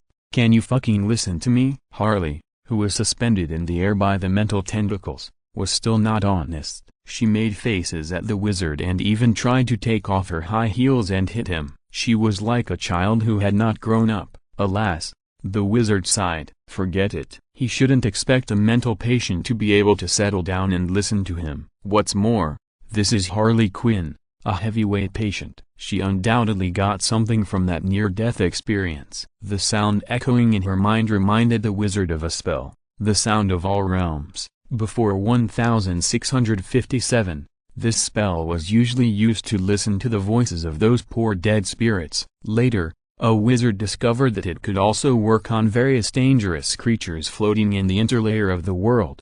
But what he did was more dangerous than that. This involves another spell, the Summoning Circle. The simple and plain name is one of the spells that has caused the most casualties and dangerous accidents in the history of the magic world. The reason is that the Summoning Circle can summon any creature willing to come. At that time, the Ancient One had not yet unified the magic world. The weak points of the world barrier are terrible, just like a window that has been smashed by a stone once, and it is full of cracks after repairing it. Therefore, many wizards are keen to constantly summon those creatures from the interlayer of the world, that is, the endless sea of stars. The sound of the world is regarded as a kind of communication spell by them. They use this spell to communicate with those things and obtain their consent, summon them to the real world for research. But they overlooked one thing. Many creatures in the void acted friendly because nothing could hurt them, as it should be. These two spells were quickly banned after the Ancient One unified the magic world. The voice in Harry's head was very similar to the voice of the worlds, but it was different. At least what she heard was not the whispers of those things, but the voices of humans. Can you put me down? Although I don't reject this kind of play, it's still a bit. Well, if you insist, I have no objection. Harry interrupted his thinking and chattered a lot of colored words. The wizard looked at her and put her down. Harry immediately wanted to rush over and hug him again, but the wizard put his hand on his face and blocked him in place. Her voice became muffled because Shenyan covered her face with his hand. "What are you doing? I just want to hug you. But I don't want to be hugged by you at all. Harley Quinn, listen, I don't know what's going on in your mind, but you'd better not." Hey.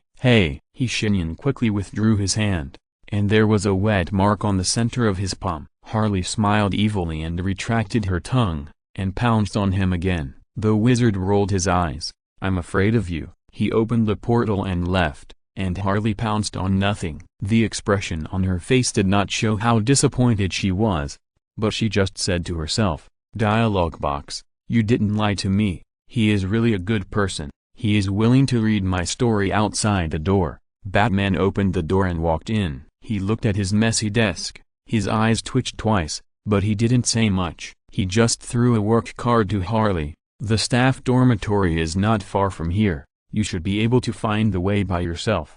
Go to work at 9 o'clock tomorrow morning.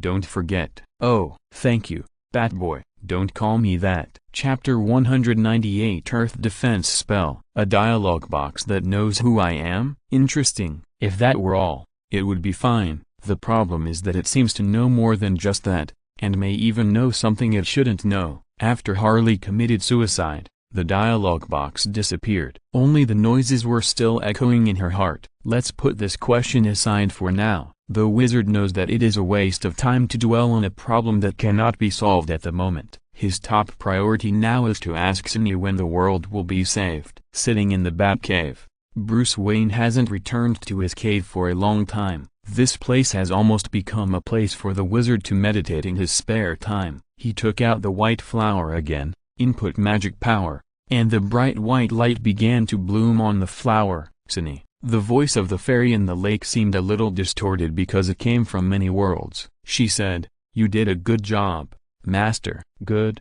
What do you mean? Isn't Gotham City getting better? Moreover, your arrival has prevented Superman from losing the two most important people to him. Believe me, Master, you don't want to know what he will become in the future that I originally saw." "I want to know a definite answer, Sunny. I can't be your nanny here forever. Maybe you are willing to do so, but I have nothing to do with this world." The fairy of the lake was silent for a while, as if she was brewing her words. "In fact, you can come back now." The master was not happy with the answer. On the contrary, he frowned. "What do you mean?" "Let me put it this way. I briefly saw the future of this world. There are two reasons that led to the destruction of the world. One is Superman's collapse. He became insane after suffering such a blow. He abandoned the Earth and drifted into the universe and disappeared. The second is the fall of Batman. Those who stare into the abyss must be careful, because the abyss is also staring at you. He has been immersed in the darkness of human nature for too long. What did he do? He's crazy, or should I say, he has always been crazy. In his understanding, everyone in Gotham, even himself, is guilty. So he bombarded the entire city with a nuclear bomb, completely wiping out Gotham. But those who died turned into countless resentful souls and attached themselves to his body. In the future I saw, he became the Lord of Hell, endlessly invading the human world, because his crazy mind was filled with only a fanatical hatred of sin. But the human world is the place with the most sin. Shenyan laughed. "It sounds like a good future. You have changed these 2 points, so the deal is actually done." The wizard knew that she had something else to say. After all, this situation was very suitable for throwing out a butt. Sure enough, Sunny spoke again. "But, I have another request." "Go ahead. If it's not too much, I'll listen." "I hope you can cast some protective spells for this world before you leave." "That's all?" "That's all." Sunny's request was incredibly simple. In fact, even if she didn't tell the master, she would have done it. What's more, the master has already made up his mind to make Batman the supreme sorcerer of this world. "Okay." After he finished speaking, he stopped infusing magic and threw the flower into his pocket dimension. There are many kinds of protective spells. The most common one is usually called a shield. Some are large and some are small. Some can resist spells, and some are specifically used to resist modern weapons. This kind of spell is extremely versatile and can be applied to almost all aspects. Whether it is pinching one to resist danger in a dangerous moment, or fixing it on the body and automatically triggering it when it is hurt, it is a good choice. However, what the master wants to do has little to do with the shield. He disappeared in the Batcave and appeared above the Earth in the blink of an eye, staring at this similar but different blue planet. His eyes turned red again, and the mental tentacles had surrounded the Earth. The wizard raised his hands, and a huge amount of magic began to flow out of his hands as he wished, and was transferred to the mental tentacles. The tentacles that wrapped the entire Earth left huge magic circles all over the world at a very fast speed, from the forests of Norway, to the Arctic and Antarctic, or the deserts of Egypt. Even in the most remote uninhabited places, He left huge magic circles that were invisible to mortals. After doing all this, he activated these magic circles. At this moment, all the spell users on the earth, or those who just had a little magic in their bodies, all felt a palpitation. Some of them who could be called wizards looked up blankly and looked at the sky. But the world did not change in their eyes, and it was still so peaceful. Only the wizard knew what he had done. From his perspective, the earth was now wrapped in red magic. They formed a huge protective shield that wrapped the entire earth. This extremely complex and dangerous giant compound spell has functions such as but not limited to detecting demons, preventing invasions from the other world, and warning of evil gods. Most importantly, the wizard did not simply make it into a protective shield. He also added something else to it, such as the destruction he used to exterminate the Skrulls when he was young. The name is not complicated, and the principle is even very simple. It is just a search spell that has been magnified hundreds of times, and then the units marked as targets are completely destroyed through a huge amount of energy flow. There are also several stronger starburst spells that he threw in, but these are not the key. If the problem really reaches the point where it cannot be solved, the wizard has set up a last resort for them. The giant transformation spell built into the magic circle can capture the souls of earthlings when they die because of the highest level of disaster and transform them into existence similar to heroic spirits. The energy in the magic circle and the increase of these heroic spirits can provide a huge increase for the Supreme Sorcerer at that time, that is, Batman. It can almost delay him until Cindy arrives. Yes, Shenyan knew that Cindy must have some other way to let her come to this world. In his guess, it should be a way similar to the last resort. In short, he believed that he had done his best. After taking a last look at his masterpiece, he returned to Earth. Chapter 199 Batman's Magical Talent. Wrong. Aren't you very smart? How come you can't even use such a small spell? Try again. Raven looked at the wizard in surprise, who seemed completely different from when he taught her. Bruce Wayne was gritting his teeth and raising his shaking hands again under his scolding. He couldn't stabilize his hands because of too many failed spells. According to the wizard's teachings, he once again infused magic power, made complex gestures with his hands, and communicated with the sky and the earth at the same time, trying to complete this not complicated spell in Shenyan's eyes with the wizard's mode and the foundation of druids,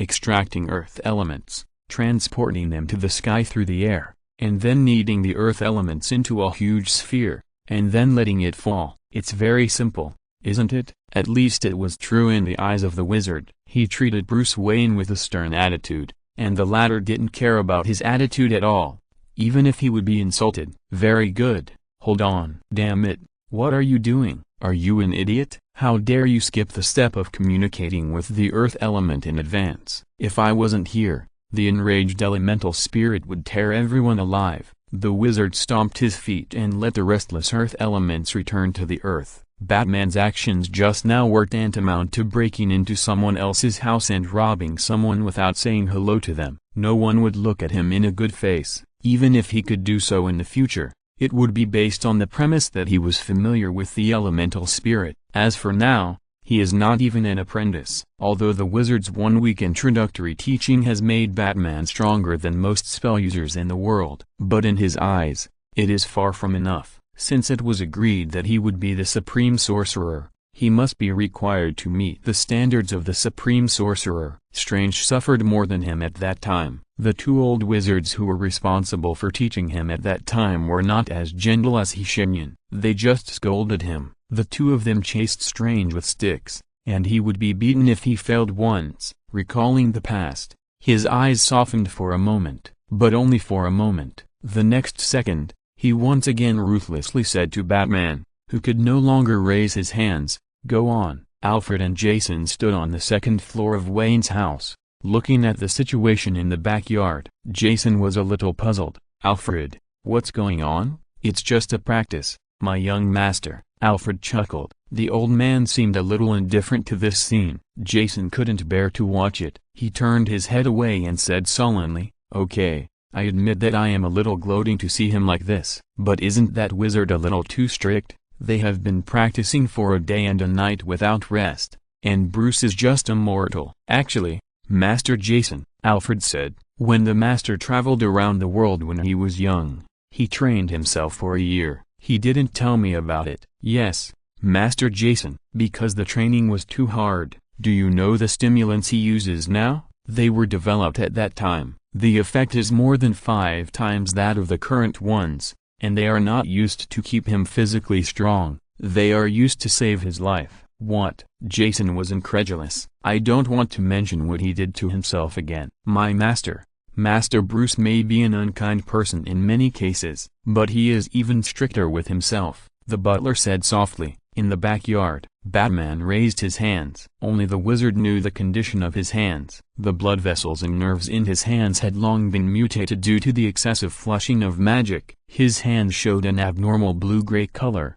and blood was even dripping from the ends of his fingers. And the wizard had no intention of treating him. Batman didn't say anything. He just raised his hands little by little, used his teeth to put his fingers into those 2 complicated gestures, and then communicated with magic again. The blood dripping from his fingers stained his face and even dripped onto his collar, but no one cared about it at this time. Shenyan squinted his eyes and looked up at the sky. Above the Wayne house, a huge rock was slowly taking shape. A fleeting smile appeared on his face. Then he stretched out his hand and waved it casually. The rock disappeared. After 3,728 failures, you finally succeeded once. The wizard looked at Batman and said slowly, at least the previous failures were not completely useless. Batman replied in a hoarse voice. The wizard looked at his hands, and Batman felt that the pain in his hands disappeared all the time, and his perception was restored. If you ignore the blood that had flowed before, his hands were even better than before. This is only the 4th spell, and you are not even an apprentice. Your only advantage may be that you have a higher affinity for magic. The wizard seemed a little bored. He waved his hand and continued. A qualified supreme sorcerer must master at least more than 3,000 spells, and even have to learn including but not limited to soul studies, mysticism, demonology, heraldry and various magic circles. Do you really think you have the confidence to stick to it? Yes. Batman only said 2 words, and his tone was very calm. He did not make a long speech, nor did he express his determination in a fierce manner. The wizard laughed again. Very good. You are very determined. But determination alone is not enough. Your talent can only be said to be average. But fortunately, you are rational enough, which is your advantage. Remember this, Bruce. At any time, a wizard must not lose his composure. A wizard who loses his mind is no different from a dead person. Batman nodded silently. Very good. Now, go and rest. Batman was unmoved. He stood where he was. But I can continue. I don't think you can continue. Look at yourself, disheveled. Do you think I didn't notice your little trick of doping yourself? Don't treat other people as fools. Never. Now, go and rest. I'll be waiting for you here at 5 o'clock tomorrow morning. He didn't insist anymore and limped out of the backyard. Shenyan turned around and looked at his other apprentice. His attitude seemed much gentler. Don't get me wrong. It's not that there is a difference in treatment between men and women. It's simply because Raven doesn't need to be the Sorcerer Supreme. How is the barrier spell I gave you last week? Raven stretched out her hand, and a red fluorescent light lit up in her hand. Chapter 200 Apples and Golden Apples. The mage carefully observed the red light in her hand. Under the control of Ruiwen's mental power, it gradually transformed from magic power into a fine net, a large net that could block all elemental activities in the current area. Well, it's not bad, but you should be able to do better. Shenyan nodded, and he casually dispelled the barrier and said, do it again, as fast as you can. Ruiwen nodded, and the girl took a deep breath. Her purple hair floated up slowly without wind, and her eyes lit up with the same red light as the mage. In her hand, the red light flashed and disappeared. The mage was stunned for a moment, and then showed a bright smile. Well done. She completed this spell in 1 second, which was of great significance, at least at her level. Most mages use the communication with the spirits of the elements to perform energy-shaping spells. After all, their magic power is less, not enough to support them to carry out pure magic flow bombardment. But Ruiwen is different. She has a gift from the mage. That is to say, After she used this spell to prohibit the activity of elements, the mages of her level would lose all their powerful means of attack, but Ruiwen could use the energy from his Shenyan to bombard them. Reaching out his hand, he rubbed the top of the girl's head. He liked this feeling since the first time he did it. Ruiwen's hair was so good, just like petting a cat. He smiled and said, "Very well done, my apprentice. As a reward, do you want anything?" Ruiwen replied expressionlessly, "Apple." "What? Apple, teacher? I want to eat an apple again." "You can think about it again, my apprentice. When I say reward, I mean anything." Ruiwen interrupted him with a stubborn look in her eyes. "No, teacher, I just want to eat an apple again." The mage was silent for a while, and he asked, "Do you really just want an apple?" "Yes, teacher." Shenyan stretched out his right hand, closed his eyes, and the light of magic gathered in his hand. It turned into a golden apple bit by bit, shining with luxurious brilliance under the sunlight. "What is this?" Riven asked. "This is a golden apple, my apprentice. If you eat it, you will be immortal and immune to all poisons. You can even resist natural disasters and have the same power as gods." "Does it taste like an apple?" The wizard was silent for a while. "No, I'm afraid it tastes terrible." "Then I don't want this golden apple," the girl said firmly. "Are you sure?" "Yes, teacher. I know what this means, but I don't think I need those things." She looked at the wizard and then at the golden apple, as if she was looking at something incomprehensible. The girl just said calmly, "Powerful power, immortality, or becoming a god." "I don't need any of these, teacher. I just want to eat an apple again. Of course, if I can eat something more delicious than it, it would be the best." Shenyan sighed. He knew that if this conversation was compared to a contest, then he had already lost. The taste of failure was very rare for him, but it was not that bad. Sometimes, people will swallow failure willingly. He just smiled faintly. "I know a lot of things that are tastier than apples. If you want, I can show you how to cook them." As soon as he finished speaking, a set of magic kitchen utensils and a huge round table covered with tableware appeared in the backyard of Wayne's house. "I have to admit, Mr. He, your cooking skills are far better than mine." Alfred wiped his mouth, and there were 4 empty plates in front of him. Old people usually can't eat so much, but the magician's cooking skills are obviously at the same level as his magic level. Alfred hasn't eaten so happily for a long time. "It's great if you like it." Shenyan wiped his hands with a white cloth. He hasn't cooked for a long time, but fortunately, his cooking skills are still there, so he won't be embarrassed. The round table is already covered with exquisite dishes, most of which have been solved. 1/3 of them were eaten by Jason Dodd, a boy who is still growing up. He seems to have a special hobby for pig intestines. Even if the magician told him this tactfully, he didn't waver in his extended chopsticks. The boy seemed to be unconcerned. "I am not like those upper-class rich boys, sir. It's just awful. I ate dead rats when I was wandering on the streets." Bruce Wayne's face darkened. He happened to be an upper-class rich boy, and he didn't eat offal. At the same time, he really hated rats. But he didn't say anything, just picked up a piece of dongpo pork and put it in his mouth. Alfred could see from the subtle expression on his face that this man was very satisfied now, but he just didn't say it directly. And the protagonist of this special banquet, Raven, who was sitting at the head of the round table, compared to Bruce who maintained his elegance and Jason who ate like a whirlwind, seemed to be a middle value between the two of them. She ate all kinds of dishes, but only a little bit of each dish. The chicken, duck, fish, meat, lobster and seafood were piled up into a small mountain on the plate next to her, but the girl still looked normal and continued to stretch out her chopsticks. Shenyan's face was a little strange. He didn't expect Raven to eat so much. Compared to her age of just 16, this amount of food was definitely beyond the scope of normal people. After motioning them not to care about him,